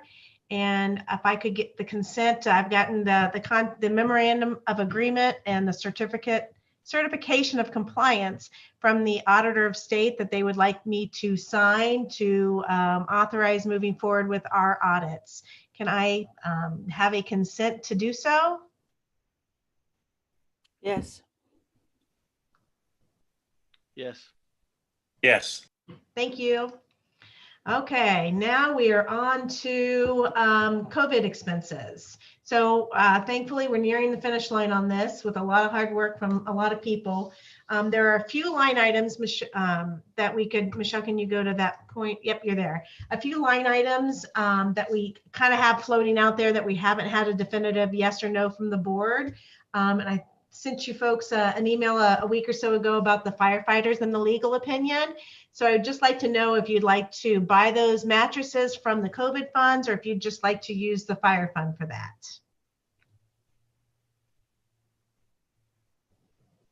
I think we can use the COVID fund, because the only reason we're even considering this pertains to the fact that we're in a COVID environment and we're trying to extend all the protections and safety variables, or whatever you want to call it, that we can to our most vulnerable staff. And so for me, I think it's a no-brainer. We wouldn't even be looking at this if there wasn't a COVID issue. I give consensus on that. Okay.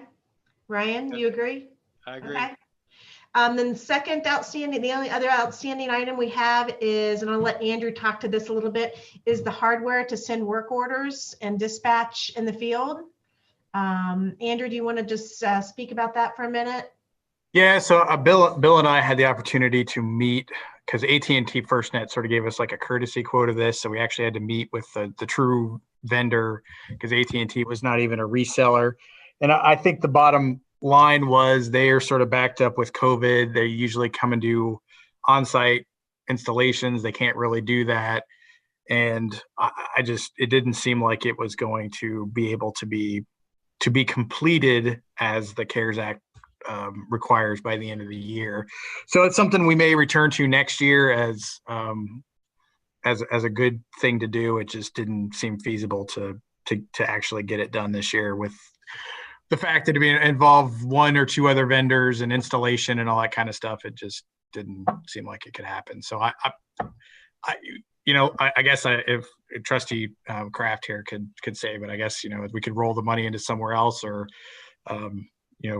see what Congress does if somehow they bless holding on to this to next year. But I just don't think I'm going to get it done this year.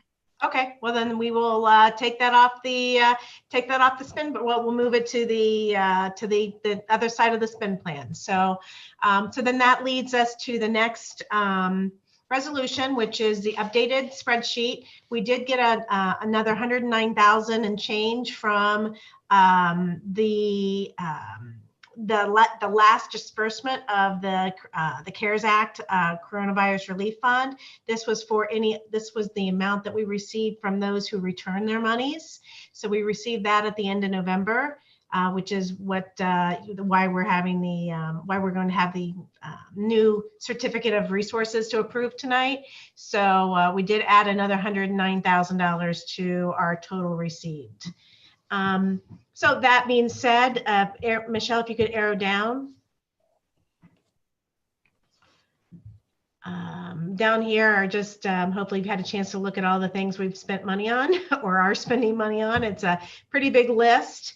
And if aren't any questions, then, if we pass this resolution, then we are in essence, once again, approving all those expenses, which most have already been approved. The new ones were approved in the consent agenda, like the change orders and things like that were part of the consent agenda. Any questions?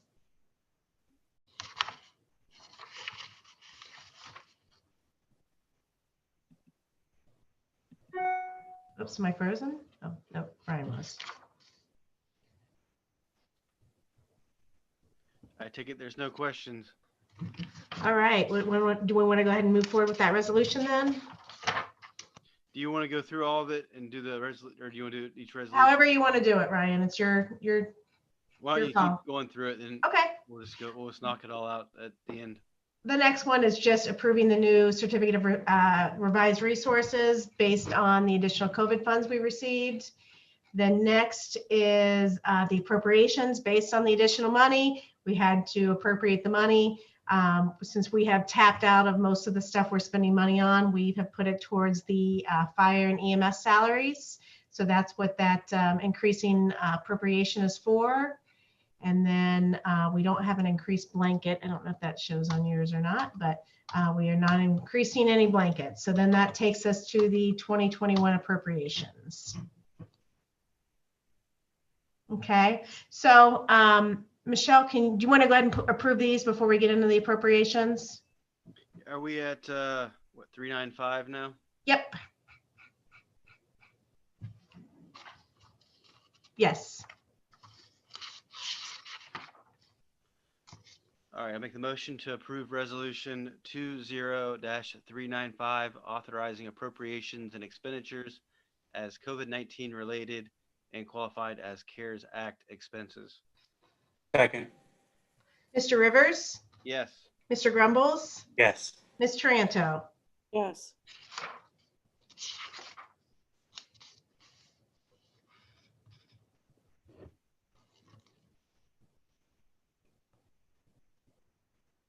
All right, I make the motion to approve resolution 20-396, accepting and approving a revised certificate of resources.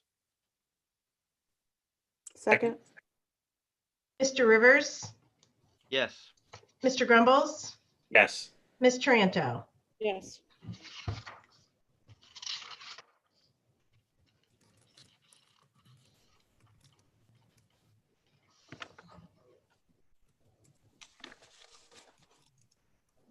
I'll make the motion to approve resolution 20-397, revising and or increasing permanent appropriations established in Resolution 20-373. Second. Mr. Rivers, Yes. Mr. Grumbles, Yes. Ms. Triento. Yes. Okay, thank you guys. Now we can move on to 2021 appropriations. So working through appropriations, Michelle, can you open that spreadsheet I sent? The appropriation spreadsheet, that one, yeah, thank you. Working through with the department heads and with Andrew on these numbers. Hopefully, you know, there aren't a ton of questions. We did find, I don't know how 4 or 5 of us missed it, but we did have a duplicate entry that I've removed that brought down the numbers by $2.3 million. So that was not insignificant. And that's what's highlighted there. But that was the Green Meadows Highfield project. We took that off. So that significantly changed what we needed for roads. But we can walk through, this is my first rodeo with this. So you guys kind of tell me how you'd like to walk through this. We want to start at the top and talk about general and work our way down. Or just talk about specific areas you have questions about, or how would you guys like to proceed with this? I think just a general overview would be sufficient. So there weren't a lot of changes. The big changes were, you'll see training. We didn't spend what we thought we were going to spend this year, and most of that is because of COVID. People could not attend the training or conferences they expected to attend. So we did see, you might see training kind of holding at current levels, and that is because we hope we can get back to that this year. We also did bump up in the general fund, contracted services to help with some of the Dude Solutions things that are still going on. And then Michelle did a good job of in her zoning area of kind of detailing what she plans to spend on. Nancy moved to zoning salaries out of administration, and Mary Ann moved to park salaries. So those are 2 changes. Then keep going down, Michelle. There's really nothing, other than, and Andrew can talk to this, the possible office renovations. Up a little bit, Michelle, sorry. Right up a little bit more. Right there. The line 1000-930-930 contingencies.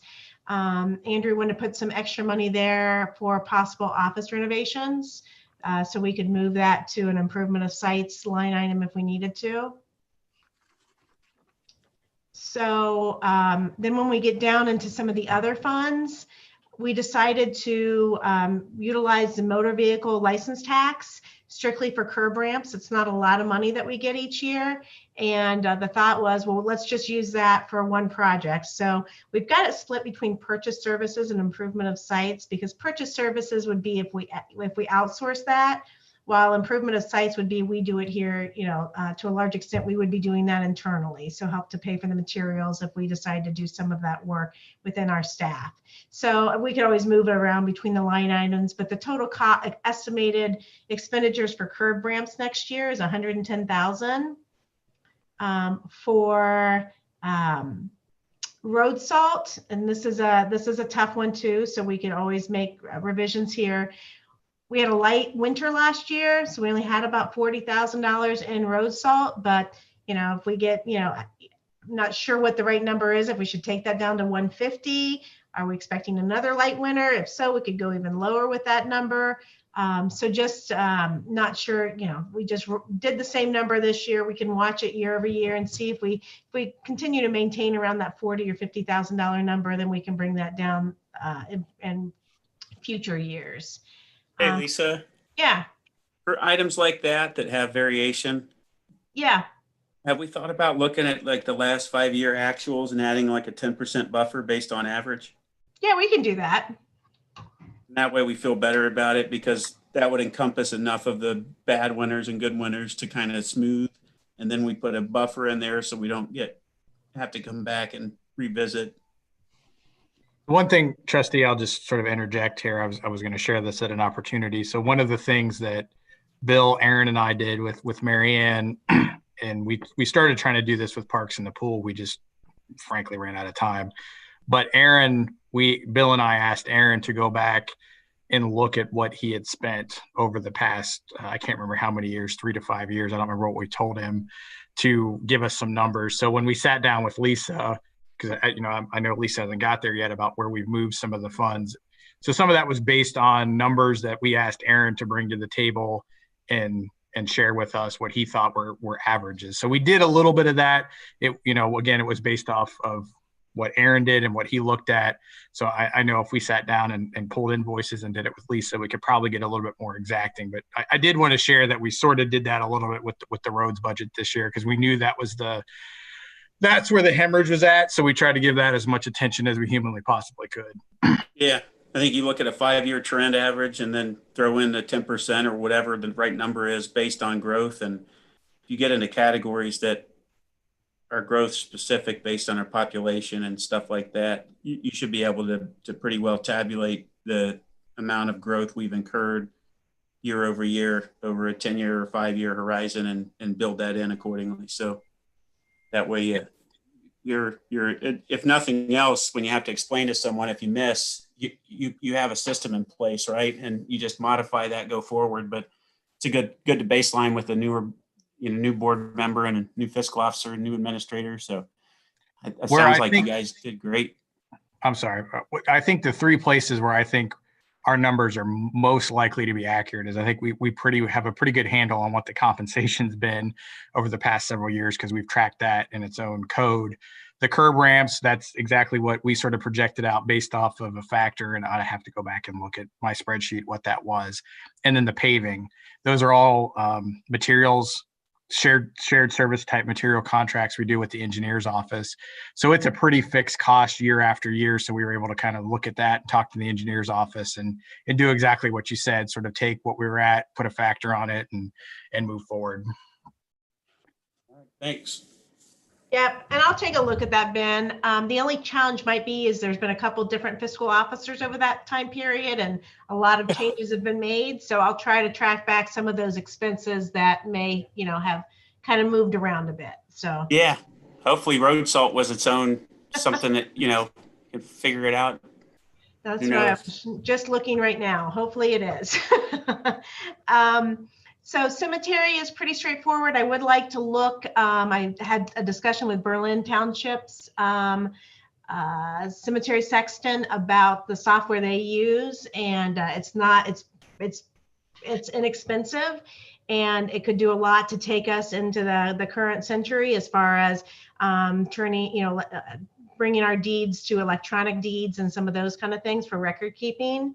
And automating, some of the printout of that information and record keeping. So that I'm hoping to look at for next year for the cemetery. If we go on down to fire, and Scott can chime in here. Matt had put most of his numbers together. After talking with Andrew, he did want us to increase the legal expense for fire, and where is that number? Oh, there it is. Thank you, Michelle, to 125,000. So that is a pretty big bump, but he with just wanting to increase that. And other than that, one of the reasons we fell short this year was I think they were planning to spend the $500,000 on a boat. So you'll see a big difference down in motor vehicles to account for that. There is discussion about buying a medic for next year. We wanted to buy that this year with COVID money, but unfortunately it wasn't going to deliver in time. So that's why you see it in this year's budget. They've planned on, the turnout purchases they want to buy. EMS supplies, some of that has been offset by the COVID money. So you see that we've spent about $44,000 right now in EMS supplies. But like I said, some of that has been offset with some of our COVID funds. Anything there, Scott, that you want to highlight? Not that I can really see. Okay. Then we go down to permissive motor vehicle tax. This is where we're going to take the rest of the money to do our road repair. So you see the improvement of sites line there. So we're just going to target that fund as well as the gas tax to pay for those road repairs. Okay, then Parks and Rec. We did a couple different things in Parks and Rec I'd like to bring your attention to. We did move Mary Ann Ross, her salary over. We did add a line item. I want to be able to track our, oops, it says trail paving, but it really should be, say, oh, contracted services, that one. Okay, so contracted services, trail paving, that 23,000 that we spent this year is trail paving, but we did add a new line item. I would like to track pool expenses separately. So we know that the true cost you'll see under operating supplies, the true cost for operating the pool, that's kind of been buried in a couple different line items. So I'd like to kind of call that out just so we can see how that trends, since we haven't been able to really do that in the past. Under improvement of sites, Bill is estimating a Row Park redesign for about $400,000. North Road Park, and based on the conversations I was just hearing, I'm not sure if 3 million is too high or not, but right now 3 million is estimated for North Road Park, 200,000 for North Road Trail. If you could arrow down a little bit, Michelle. There you go. Thank you. North Road Trail at 200,000. There's 2 ponds that need work done, and they're expecting $250,000 per pond for 1680 and for North Orange Park. Phase 3 of the Bale Canyon Alum Creek Park Trail for $600,000. Those are the big expenses for parks. And I know Debbie called with a question earlier on Bale Canyon Alum Creek Park Trails. And Bill, maybe you can help with this.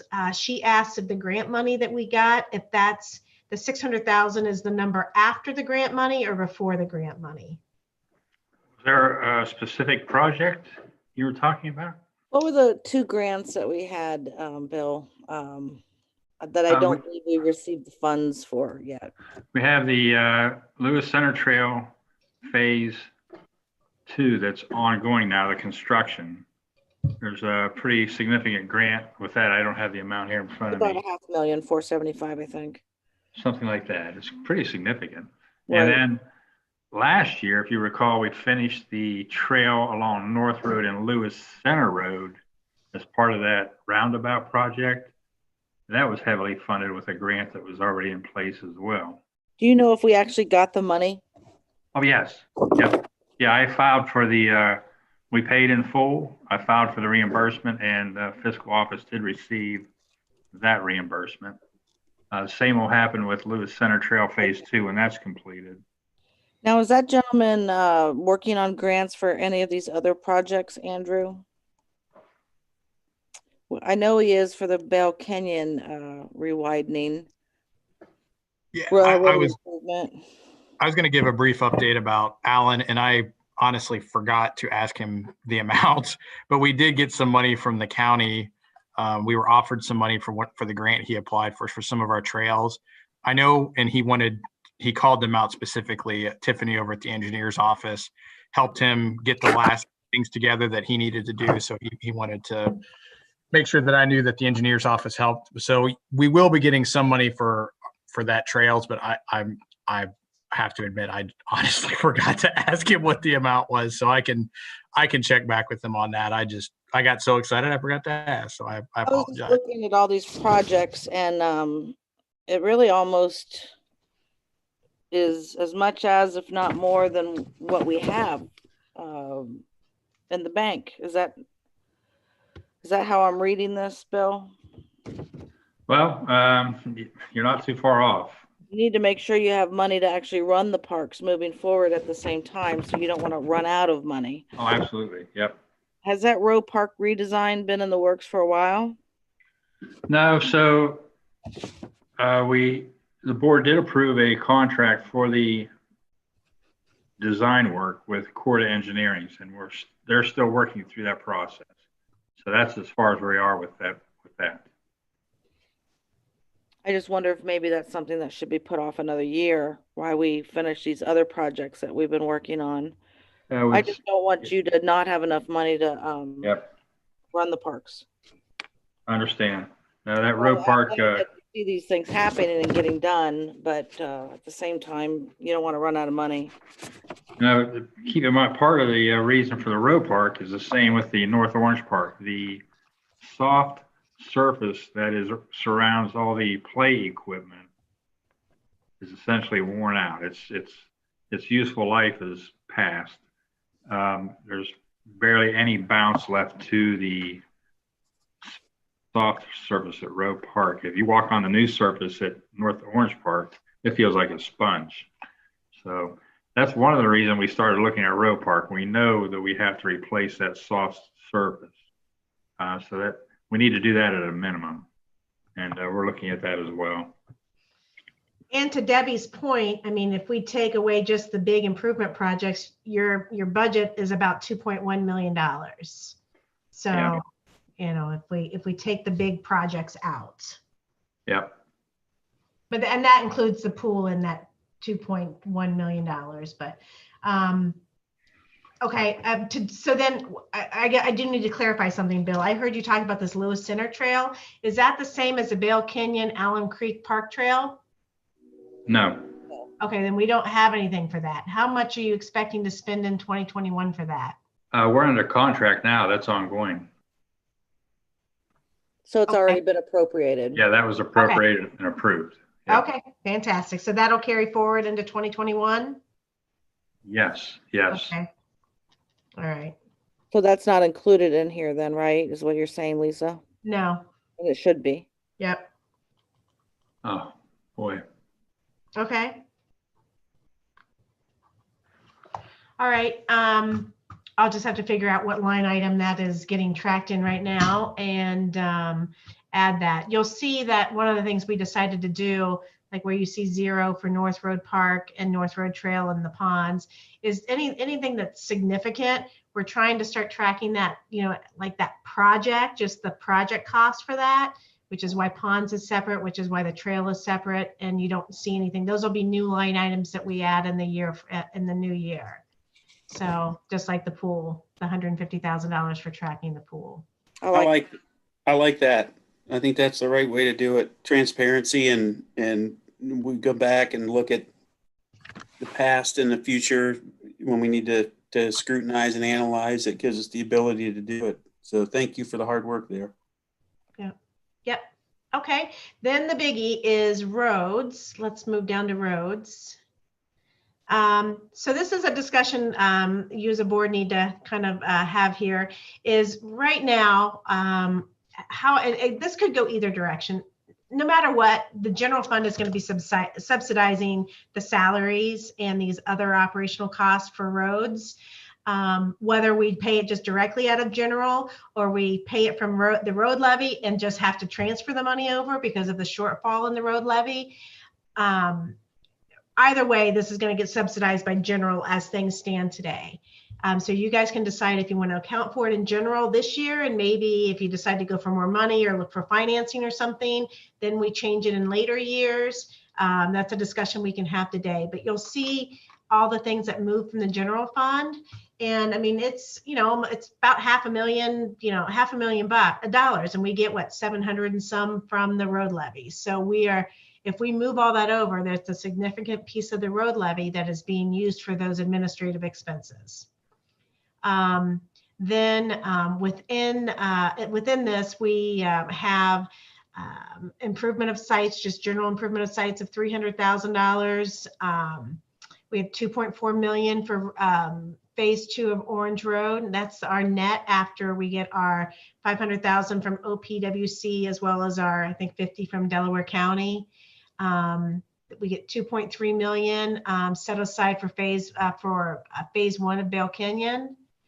And then machinery, we spent $162,000 there. We've got that again, and then a $200,000 contingency because we weren't sure if there's any other projects that may kind of pop up. So I guess, you know, what this will result in, Michelle, if you could go to that other spreadsheet real quick. Yeah. So what this will result in, you can kind of see, I was trying to estimate where I thought we would be ending the year 2021.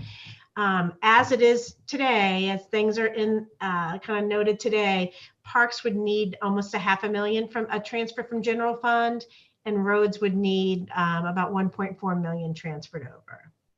So, unless we make changes to, how things are, and we could not approve the appropriations as is, you'd have to approve the transfer first, because the auditor will require that you're going to move the money before approving the expenses, if that makes sense. And that would bring the general fund down to just a little over $1 million. Is that correct? Yep. Well, no, now it's actually a little bit more than that now because of that 2.3. It'll be about 3 million left in general fund. Yeah. Which, let's, for those that aren't aware, and I apologize if you already know this, but we are not able to move money. Let's say, let's use fire because they've got extra money. So we cannot move any of those levy funds from fire to any other funds. The only fund we can move, so if it's a levy fund, we cannot move anything to or from that, but we can move to that only from general. So general is kind of our reserve in case any of the other funds need money. That's where it comes from. The only other place, it either comes from the taxpayers or it comes from general. So, yeah, understood that. I think what we've talked about throughout the year periodically is a need to recalibrate our levies and look at our revenue streams across the board, kind of what you just alluded to. We may be heavy in some areas, light in others. And when we did our split, we accounted for some of the builds for parks purposes. Maybe in the future we're more maintenance and not building as much. So just kind of moving things around and rebalancing our levies as opposed to hammering the taxpayers following the reassessment they're already going to get in the coming years with the school levy that just passed. I think we need to start working on that now. And looking at it now to get in front of it from a messaging and an explanation and a understanding standpoint. I was in the meeting before I started where Mr. Keitza came in and explained that with the state law changes, if we modify levies that are grandfathered in, we're not going to get the offset that we get today from state funds or something of that nature. So I know that if we make any changes to reduce or basically to the status quo, we're going to lose some offset. So we have to account for that in any levy we do change. With roads, I think there's still conversation to be had with the county. I did speak with Mr. Lamb about my ongoing concerns with Orange Road and us predominantly funding that. And I do think there might be some traction for us to potentially get some offset there over the next year. I'll continue to talk with him about it and also plan to revisit dialogue with the commissioners that fell off during the campaign stages this past year.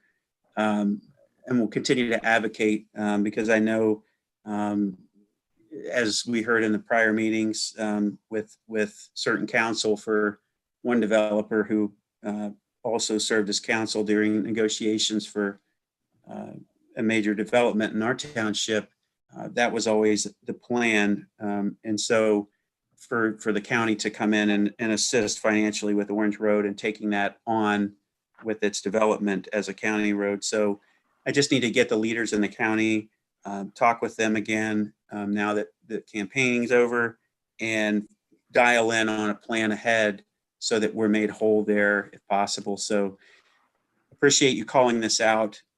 But those two things I want to surface to the collective board and to you and Mr. King and the staff. We need to really start looking at that. In the past, I know the levies have crept up on us. I think we can do a better job now and really dial in on what's right and the proper details and story and talking points for our community. And make sure that we don't see red again like this.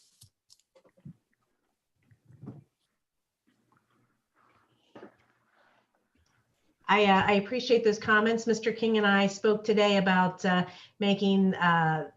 having some of those discussions first quarter and putting together some whatever numbers and kind of outlooks to kind of figure out how things might need to move around a bit. We did. I appreciated that conversation. I'll just sort of add to that, Trustee Grumbles. I mean, I talked to Bob and some other folks about some of our like not a voted bond or, going to the taxpayers asking for a revenue increase. And, I think like you, I'm still hoping that something materializes there, but thus far it hasn't. But we'll continue to chase down those avenues as well.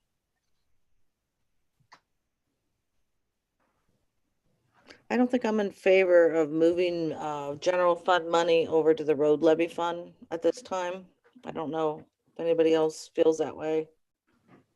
I don't like to see the general fund depleted that way. And I don't know that we need to do that this next year. Maybe we can I agree with that. visit it. I agree. If we have to hold off on full-fledged road projects, I mean, that's why I was reluctant to approve Orange Road, if you all recall, just over the same concerns that I saw us getting to this point. And we're here now. So, we knew then, and I vocalized then, that if we went forth with Orange, then, Bell Canyon and other projects would have to stop and pause. And even with the county's proposal to put the 71 interchange in at Big Walnut, I mean, Bell Canyon's not going to be a back road anymore. You start looking at some of the development and what it's for today. Even today, it's quite large because of development that's taken place with Polaris, et cetera. So, I just want to really continue to vocalize this with development projects. That it's great to have development and great to have the right development, but we've got to be very mindful of the pressure it puts on us. And in the past, I think we've fallen victim at times to getting backed into, well, that township road needs to be fixed. And well, what's the root cause? And making sure that we're mindful of that on the front end. And this, again, is why I'm a big proponent of JEDs, because they create revenue that we can utilize versus TIFs, which just move revenue from one hand to the other. Now we see the offset there and having to continually pass school levies. So it's robbing Peter to pay Paul. And the person that's getting robbed, Peter in this case, is our taxpayers, is our resident. It's all of us. So from an economic development standpoint, it's why I support doing everything we can to arm Michelle and make sure that we're advocating proactively when developers come to us and in situations where rezoning is happening, et cetera, planting the seeds of, hey, have you considered a JED? Looking out at those, they can be small as necessary and et cetera. But we've got to really sharpen our pencils here on this because I agree with Trustee Taranto. This is a bigger concern for me. So, and Bill and Fiscal Officer Kraft can sort of chime in here. So with regard to the roads, about $2.3 million of what puts that into the red is Bale Canyon. So, if we opt not to go forward with Bale Canyon, then we're potentially all right. We're obligated to the Orange Road. So, I mean, we have to account for that next year. Construction's underway. So, but the point that I want to make particularly about Bale Canyon, and like I said, I've had conversations with Bob, the treasurer's office, any number of the engineer's office, Fromer, I mean, anybody that I can think of to potentially resolve this problem. The upshot is if we do not do Bale Canyon next year, which is an option, is that we're going to walk away from OPWC money. We're a finalist, and I was going to bring this up in my report. We're a finalist for MORPC. We're the lowest scoring finalist, but we are a finalist, so there is that. So if we don't, and this is where Lisa might know. I mean, if we don't allocate money for that, and then we get awarded the MORPC contract. I don't know if that's going to put us behind the 8 ball. But And if we do not go forward with Vale Canyon, we will not be able to get OPWC. What's the OPWC contribution on that? About $500,000, as I recall. Bill might know, but I believe $500,000. So if we make $1.5 million, if we put ourselves in the hole $1.5 million for sake of $500,000, But it'll be long term, because we will essentially walk away from this project, and we'll have this as a millstone around our neck for the next several years with them. So we won't get a grant, is what Doug Riedel told me. So this is me relating what Doug Riedel said from the engineer's office. And Bill might remember, I want to say it would take like 4 years for that to sort of wash out from Orange Township. So it will impact all of our future road projects if we choose not to go forward with Vale Canyon. It'll impact our township a substantial amount too if we deplete our general fund. I get it, and I'm just, I'm trying to lay it all out there, and sort of like the Trustee grumble. The JEDs are a good thing, but I mean, we still haven't received, as far as I know, anything from the Evans Farm JED.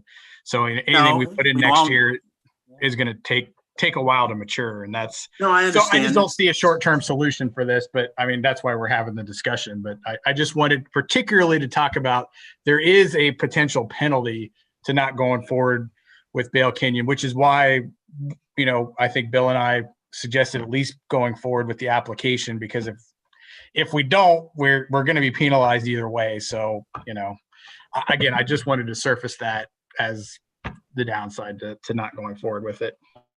It's ironic that the constraining office is the same one telling you what you have to do here and trying to force your hand. I just want to point that out. I mean, it just, I have to laugh. So hopefully we can get some favorable dialogue going with the county here in short order. But the JED dialogue, just to revisit, since you brought it up, I'm not expecting it to be a tomorrow solution. I'm more looking to lay a foundation that carries our township ahead than anything. So I don't know, Bill or Lisa, that would, I don't know if anyone wants to add anything to it, but that's my only concern with that. So I just, again, wanted to surface that. Maybe I'm wrong, Lisa. Maybe it is possible if we don't appropriate the money now, we can appropriate it later and we'll be okay. But I just wanted to mention. Well, we can always add appropriations as we go through the year. I mean, via resolutions. So, but if the money's not there, you're still going to transfer it at the end of the day. So, yeah, when you'll do a resolution to transfer the funds from general to roads. But yeah, I mean, we don't have to allocate the money today for Vale Canyon, for example. We can put that at 0, and if 3 months from now we want to add it, then we can put something on the meeting to do so. That's what you're asking. And my recollection is correct. If we took Vale Canyon out, we'd go back into the black, correct? Yeah, we're in the black if Vale Canyon comes out. That's and that's even, and that's, if you do that, then you could also leave your administrative expenses still in the road levy if you wanted to. But I think I'm hearing from Trustee Taranto and possibly Trustee Grumbles that the stuff that we had, with the moved from general fund line items, you want those back into the general fund. I'll just make it short and sweet. I can't really see myself approving Vale Canyon personally. I just can't. After, and I vocalized that when I finally approved Orange, just based on what happened with Orange and where it puts us and our taxpayers. I can't approve Vale Canyon. And Trustee, I have communicated that to the engineer's office. I've told that to Rob and Rob Riley and Doug Riedel, that I thought unless something changed, you would be a no vote on it. So I did communicate that. And I wanted to say, and Bill, again, you can chime in here. Part of, I think the reason we had the discussion about the fact that we're not really using the roads levy to bear the annualized cost of the roads, such as the compensation for the roads employees, the replacement of the vehicles, supplies, materials, those sorts of things. It makes it less obvious where those expenses are coming from. So right now, the way it comes out of the roads levy, they go to specific projects or paving or whatever. So I think we viewed it as a little bit more, especially as we want to start the dialogue about what's the appropriate level on all of these, to sort of say, hey, this is what our annualized cost is on this. We've got, are there annualized costs taken care of by the motor vehicle tax and by the gas tax? So, then we're only really talking about capital improvements and, unexpected expenses or whatnot. So we thought it might give a better indication of what's actually being spent year to year in the roads, if the roads levy is shouldering that burden, rather than sort of just scattershot, like this money comes from this pot and this pot and this pot. So that was sort of the thinking on that. The other thing I'll just throw out here, and this is a way too early discussion, but if the trustees wanted to go down the path of a bond, we would probably have to use the general fund revenue as a general obligation type levy for the roads. So the more general revenue we have available, the better our opportunities to get a bond and the better our ratings would be. And again, like I said, that is a way too early conversation, but I just wanted to throw it out there. That, for me, that was like third level down nested. Let's make sure we've got the general fund as free and clear as we humanly possibly can for these annualized costs if we decide we want to go down to and shop a bond.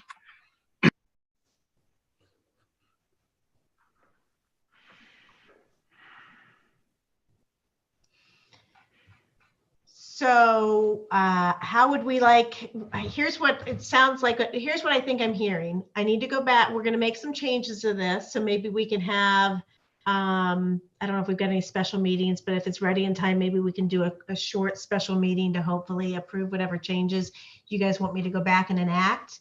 But I'm unclear if I'm moving the stuff back to the general fund from the road levy.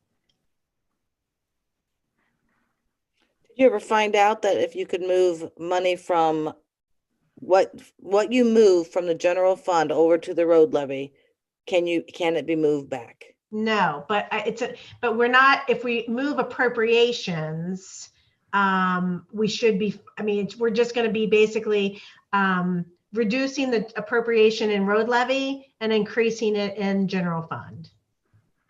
But we can't move the actual monies. We can change the appropriations though.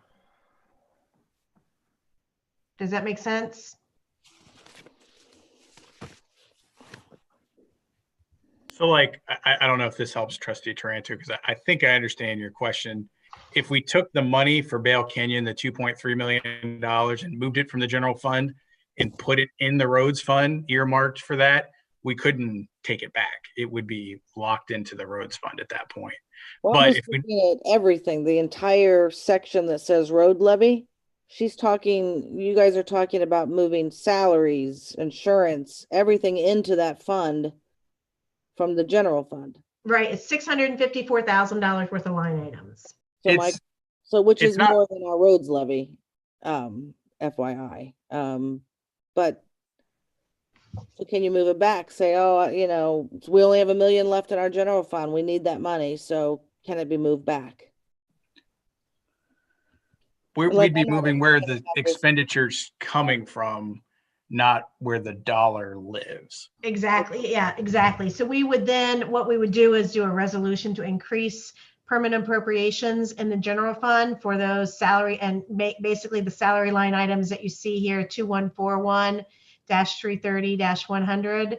That would then, we would decrease those appropriations, and then we would increase the appropriations for 1000-330-100 for road salaries. So you're not actually moving money. Money doesn't move. It's the appropriations that would move at that point. Got it. Okay. Okay. Yes. Good question. So I just need to know what direction you three would like to go with the salaries. Just tell me how you want it reported. Do you want it reported in general, or do you want it reported out of the road levy?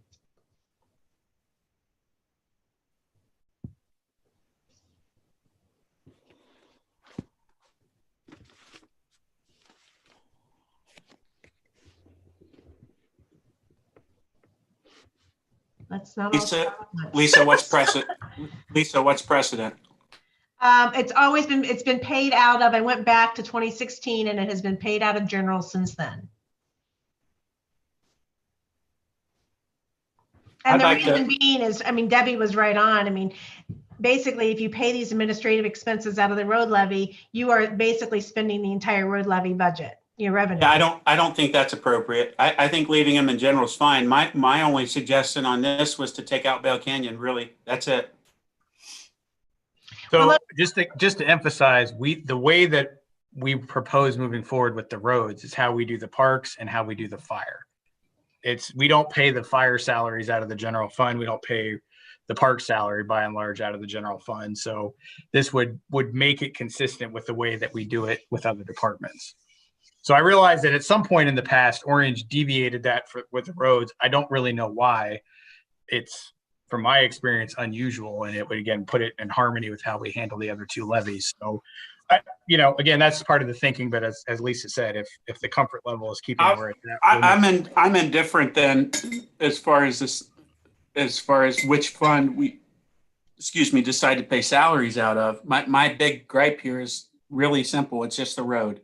I don't think we can do it. And if that puts us in the black, then I'm okay with whatever you do, because it's going to put us in the black.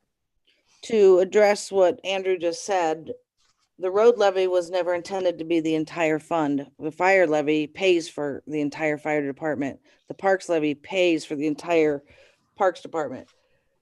The road levy was an additional $500,000, which doesn't come close to everything that we need for road repairs, etc.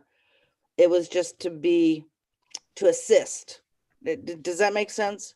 Yeah, good feedback, Debbie. So it was just to assist. It wasn't the entire road project every year.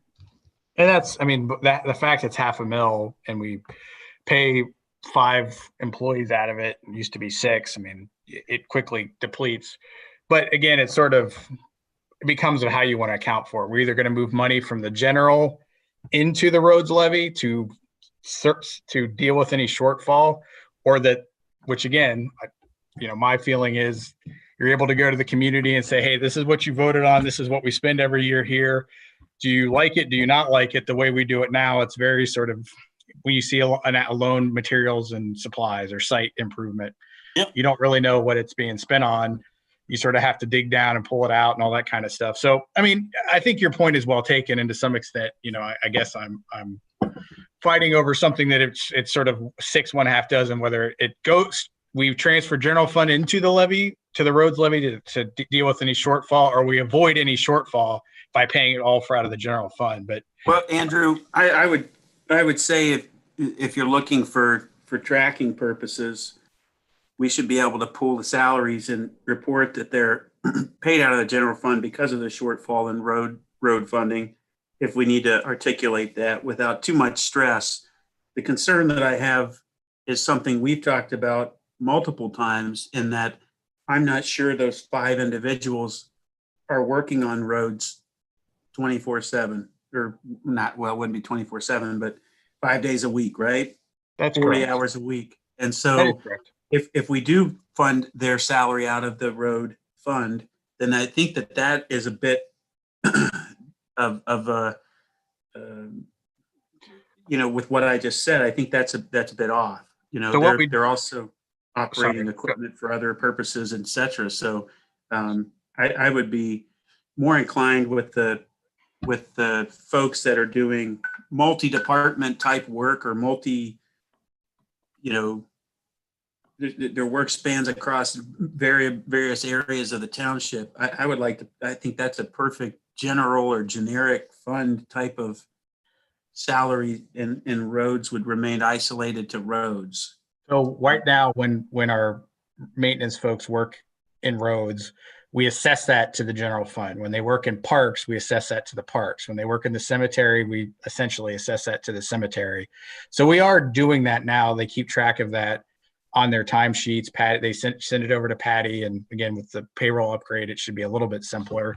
But they are supposed to allocate when they're working in the parks. Like Cody, for example, our custodian, he does some of his work when he's in the township hall and doing other custodial work. that gets paid out of the general fund. When he's doing his parks work, that gets paid out of the parks. So we do break it out right now with Good. those That workers. for tracking, then it sounds like we're all over it. So I'm okay with keeping it like that. I think we've got to get that road cleared out and go forward here. How about if I could just suggest, based on what, maybe this is something as we prep for, the year ahead, we move it back to general, but if it was explained that this was supposed to supplement for road repairs and was not supposed to be anything else, and like I said, we've always paid road salaries as far back, from beginning 2016 from general, maybe we keep it there one more year with the intent to move it with whatever we do next year, just some, or we could always change it mid-year if we don't like it. So I appreciate that. I mean, I'm sort of the lone cowboy on this, and I don't get a vote, so I'm giving it up. I'm giving it up. So you're not a lone cowboy. I agree with having the fund support the work. I just don't think that, again, with the intent of the road fund from the prior board wasn't, if it's not, we need to take that into account as part of the conversation that I surfaced earlier, right? So going forward, we can explain that that's why the road fund was never, roads levy wasn't positioned to do that, but it makes sense to do so now as we recalculate and rebalance our levies. I think that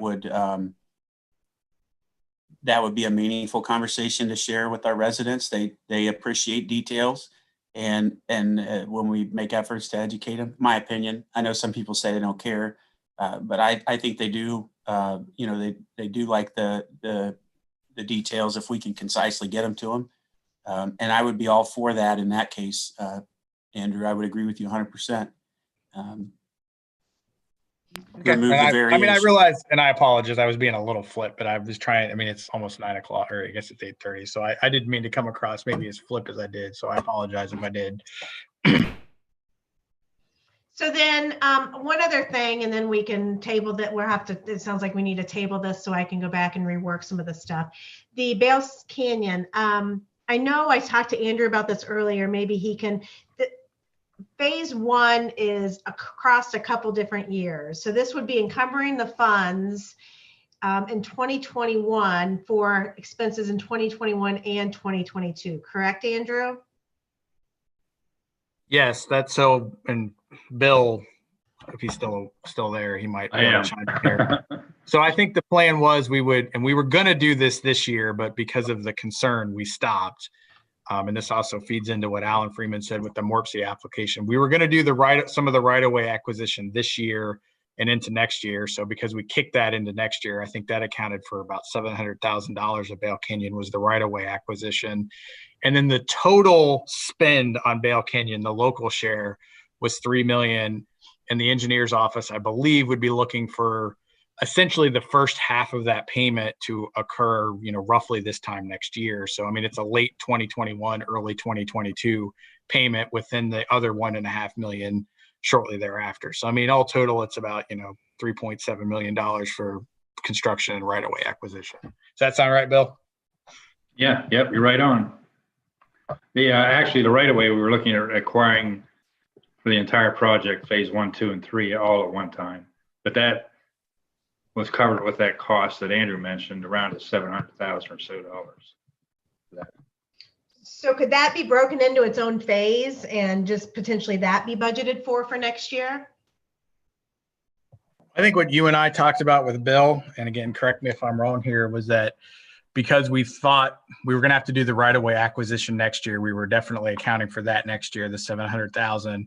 And because my conversation with Riedel made it sound like we'd need to have the money ready to go late fall, early winter because of the grants and whatnot, that the 1.5 would need to be included in next year's appropriations. So the 2.3 would be what would need to be done for Bale Canyon next year, with another 1.5 to come in the future.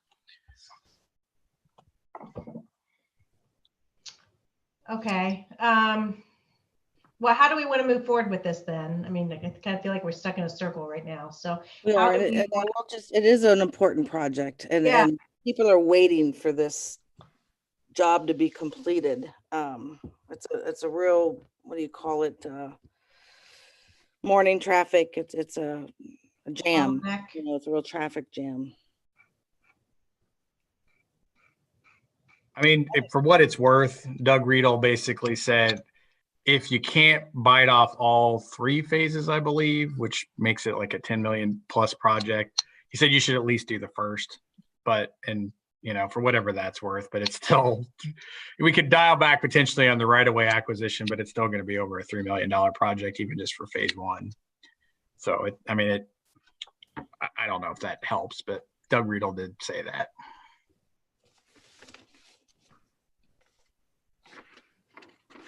So how do we want to go forward with this, with roads? And how do we want to move forward with roads then from an appropriation standpoint in 2021?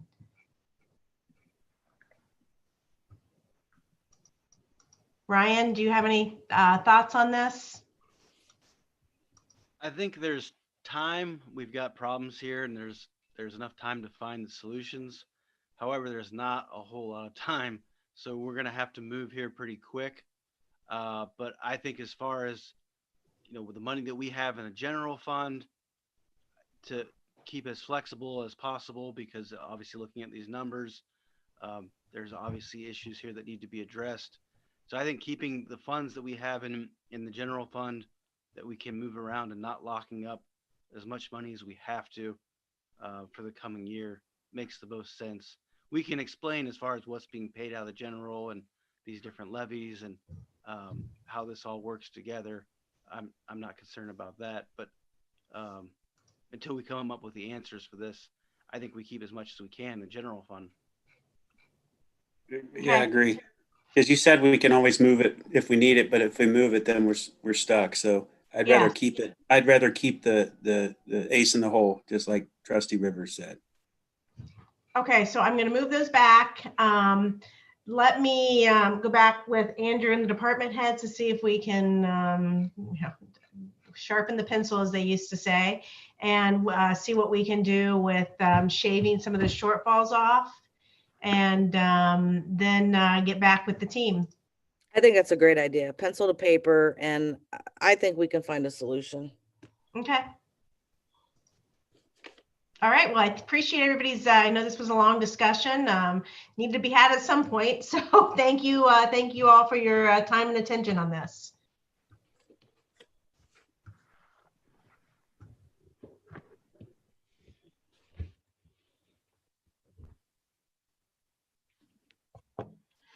Do we have any other resolutions that need passed? I don't believe I just so. want to make sure I'm not missing anything here before we move on. Nope. The Fiscal. You're done with fiscal.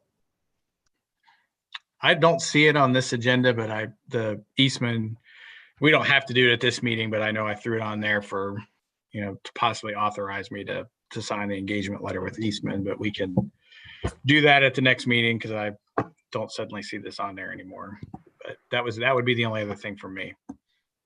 The only question I had, you know, you're going to rehire Eastman for next year, and you were not going to rehire Ice Miller. And I just wanted to voice my concerns regarding Brian Zetz and the current case that he's working on and how knowledgeable he is, knowing that case backwards and forwards. I'm hesitant to not use him on that moving forward.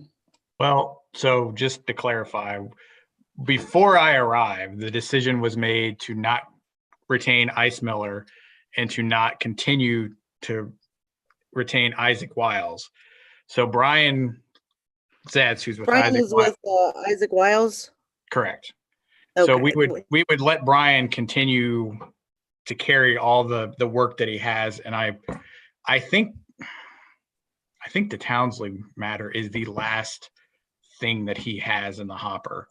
But, and sort of what I indicated earlier, you know, we've got things coming up next year that Eastman's already engaged on, one contract negotiation and whatnot. So, the decision, as far as I'm concerned, to keep Eastman through 2022 was really baked in before I got here. And I'm happy working with Jim, particularly on the labor stuff through 2021. I don't see any way to effectively switch at this late stage for those matters. But yes, Brian would continue on those things that he's been that he started. He'd be applying to those.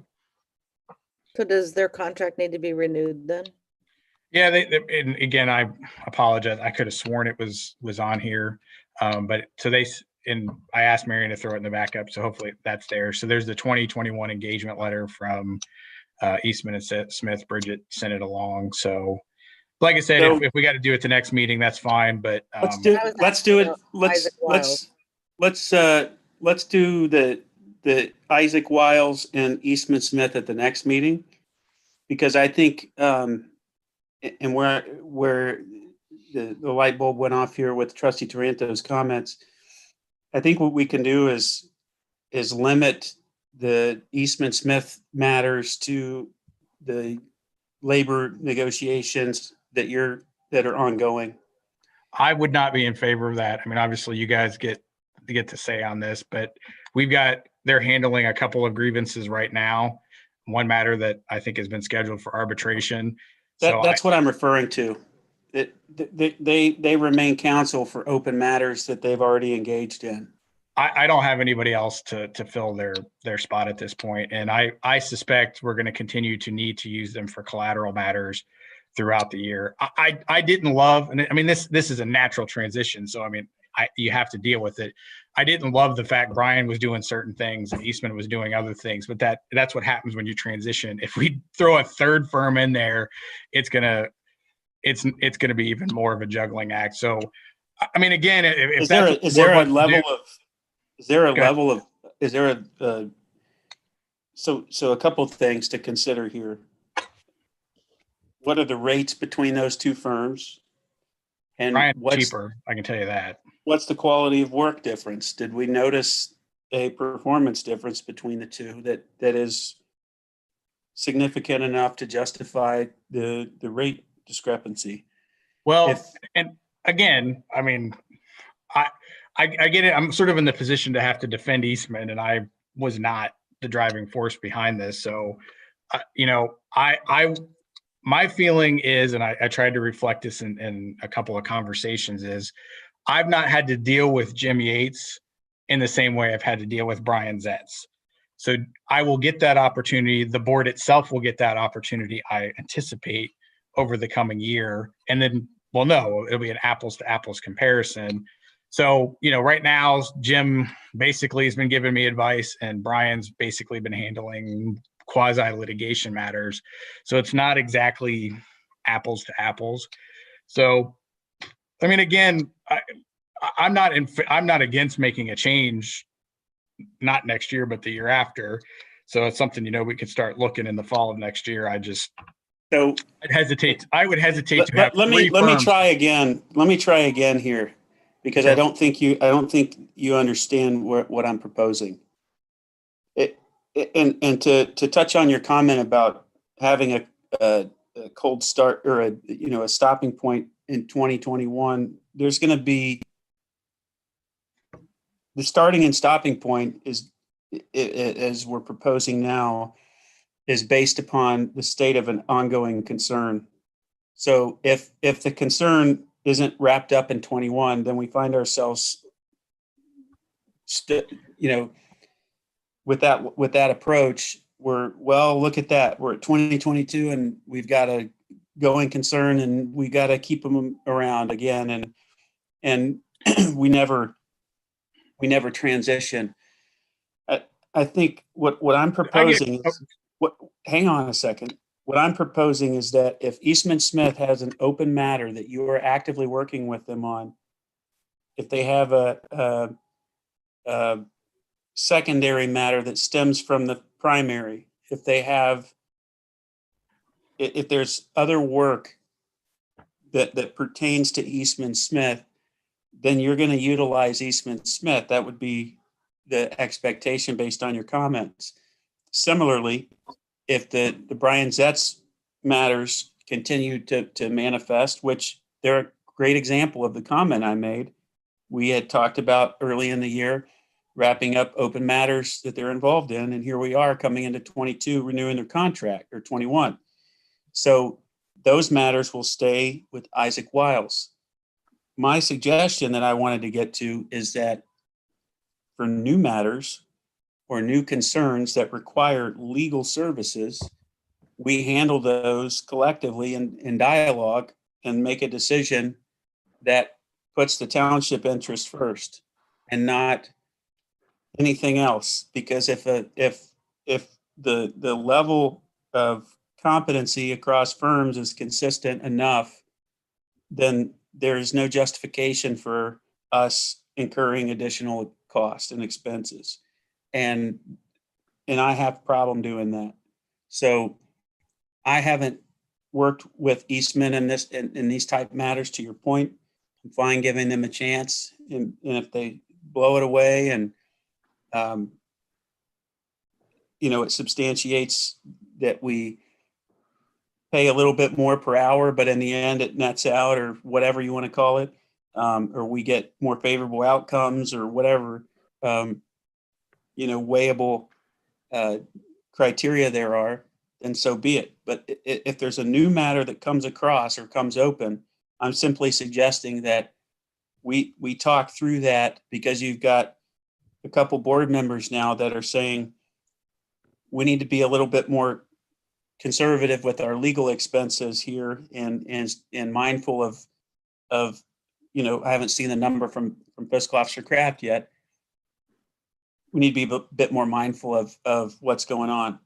And so that was my suggestion. I'm fine with keeping the existing firms in place for ongoing and related matters to those ongoing concerns. But for new matters that surface or pop up, which inevitably will have, I think that based on what we're talking through and what we've seen, we need to step back and pause and align as a board and come up with a better path forward that ensures we're not caving to convenience or any of that and incurring expenses that could otherwise be avoided. If you want me to effectively manage legal services, my suggestion is either we fire immediately Eastman and Smith and just pull the Band-Aid off and be done, or we plan the phase out at the end of the year after the negotiations. I don't think there's a workable way with all the issues that have come up in the last several months to just say, all right, Jim and Bridget, with these matters and anything similar to it, this is what you're working on. But all these other ones, I'm not sure. Scott and I have to put a pin in it. We have to respond to certain things within certain time periods. And so that doesn't always align with board meetings and whatnot. So, I mean, if that's the concern, then if we can't wait till the end of the year to make the change, then I say we just fire him now and bite the bullet and move on. I don't want that, but if that's what we got to do, then that's what we got to do.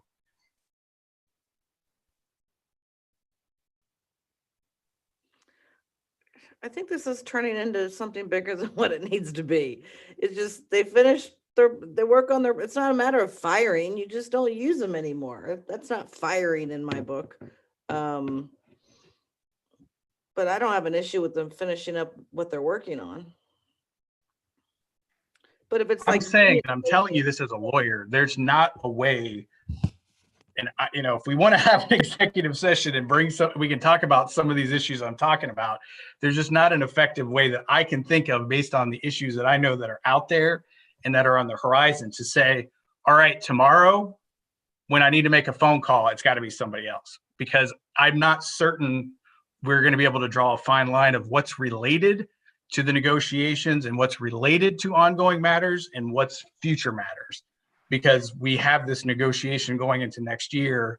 So, I mean, how do I draw that line of what's related to the negotiation and what's not? What's related to planning for that? What's related to not? I just don't know how I can do that effectively. So that's why I'm saying if we have zero confidence in them, and that's the sense I get with at least two of the trustees, then I don't want to do it, but I would just rather say, hey, let's just get the new firm in and try to get them up to speed and like we can let Jim finish out the one arbitration that he's got on the horizon, like we do Brian, and move forward. But again, that's not what I want. But if that's the feeling, then let's just do it. It's not, zero confidence isn't the right word. I don't doubt their ability. It's the compensation that is of concern when I know there's options out there that may provide similar quality work at a much more favorable rate. Now, there's no need to make a firm decision right now today, in my opinion, because we haven't vetted other firms and we haven't gotten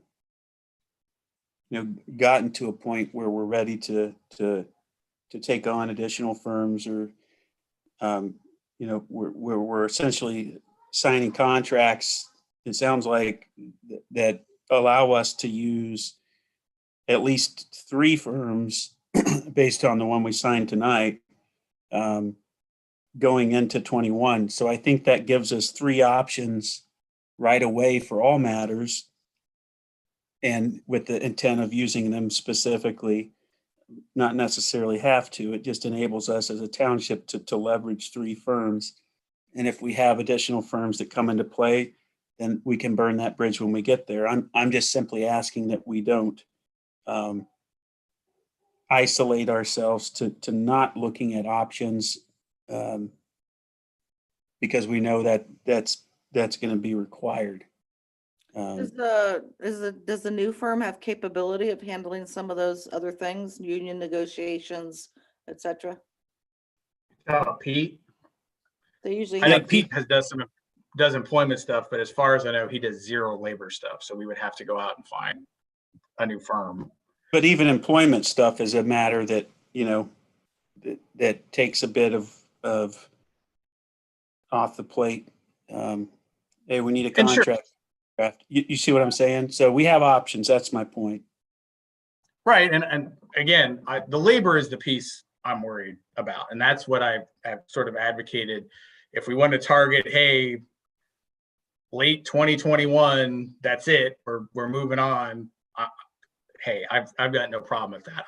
I'm advocating as strongly as I can against upsetting that apple cart going into 2021. But if we can't, then I'd rather just do it now and start calling folks like Dave Rubinhoff and Frost Brown and just start the conversation with, those people and say, hey, can you pick this up? Is this something you can do?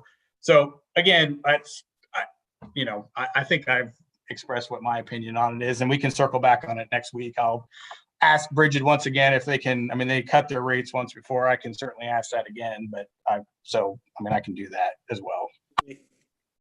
Thank you.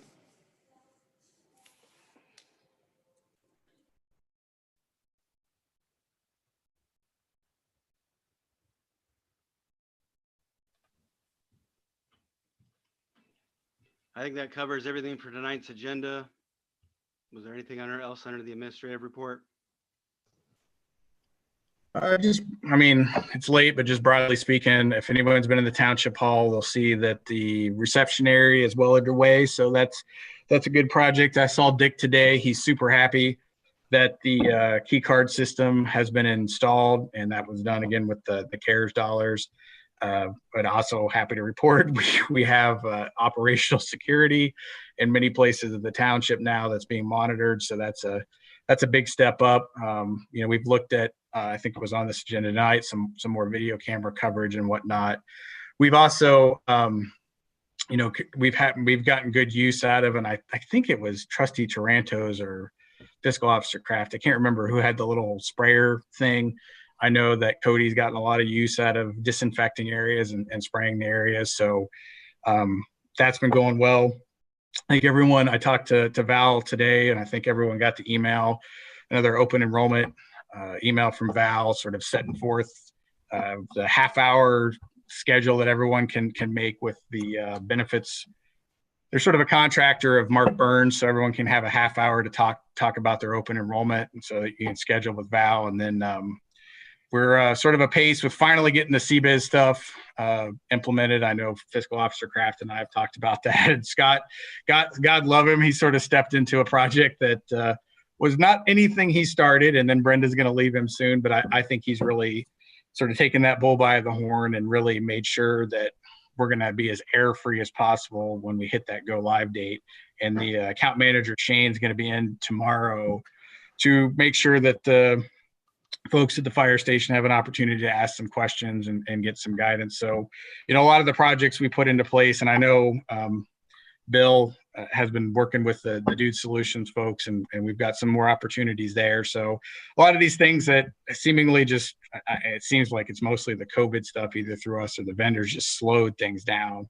So they're well underway. And then I shared the good news that Alan had with the MORPC stuff. So I think that's about it for the lateness of the evening here.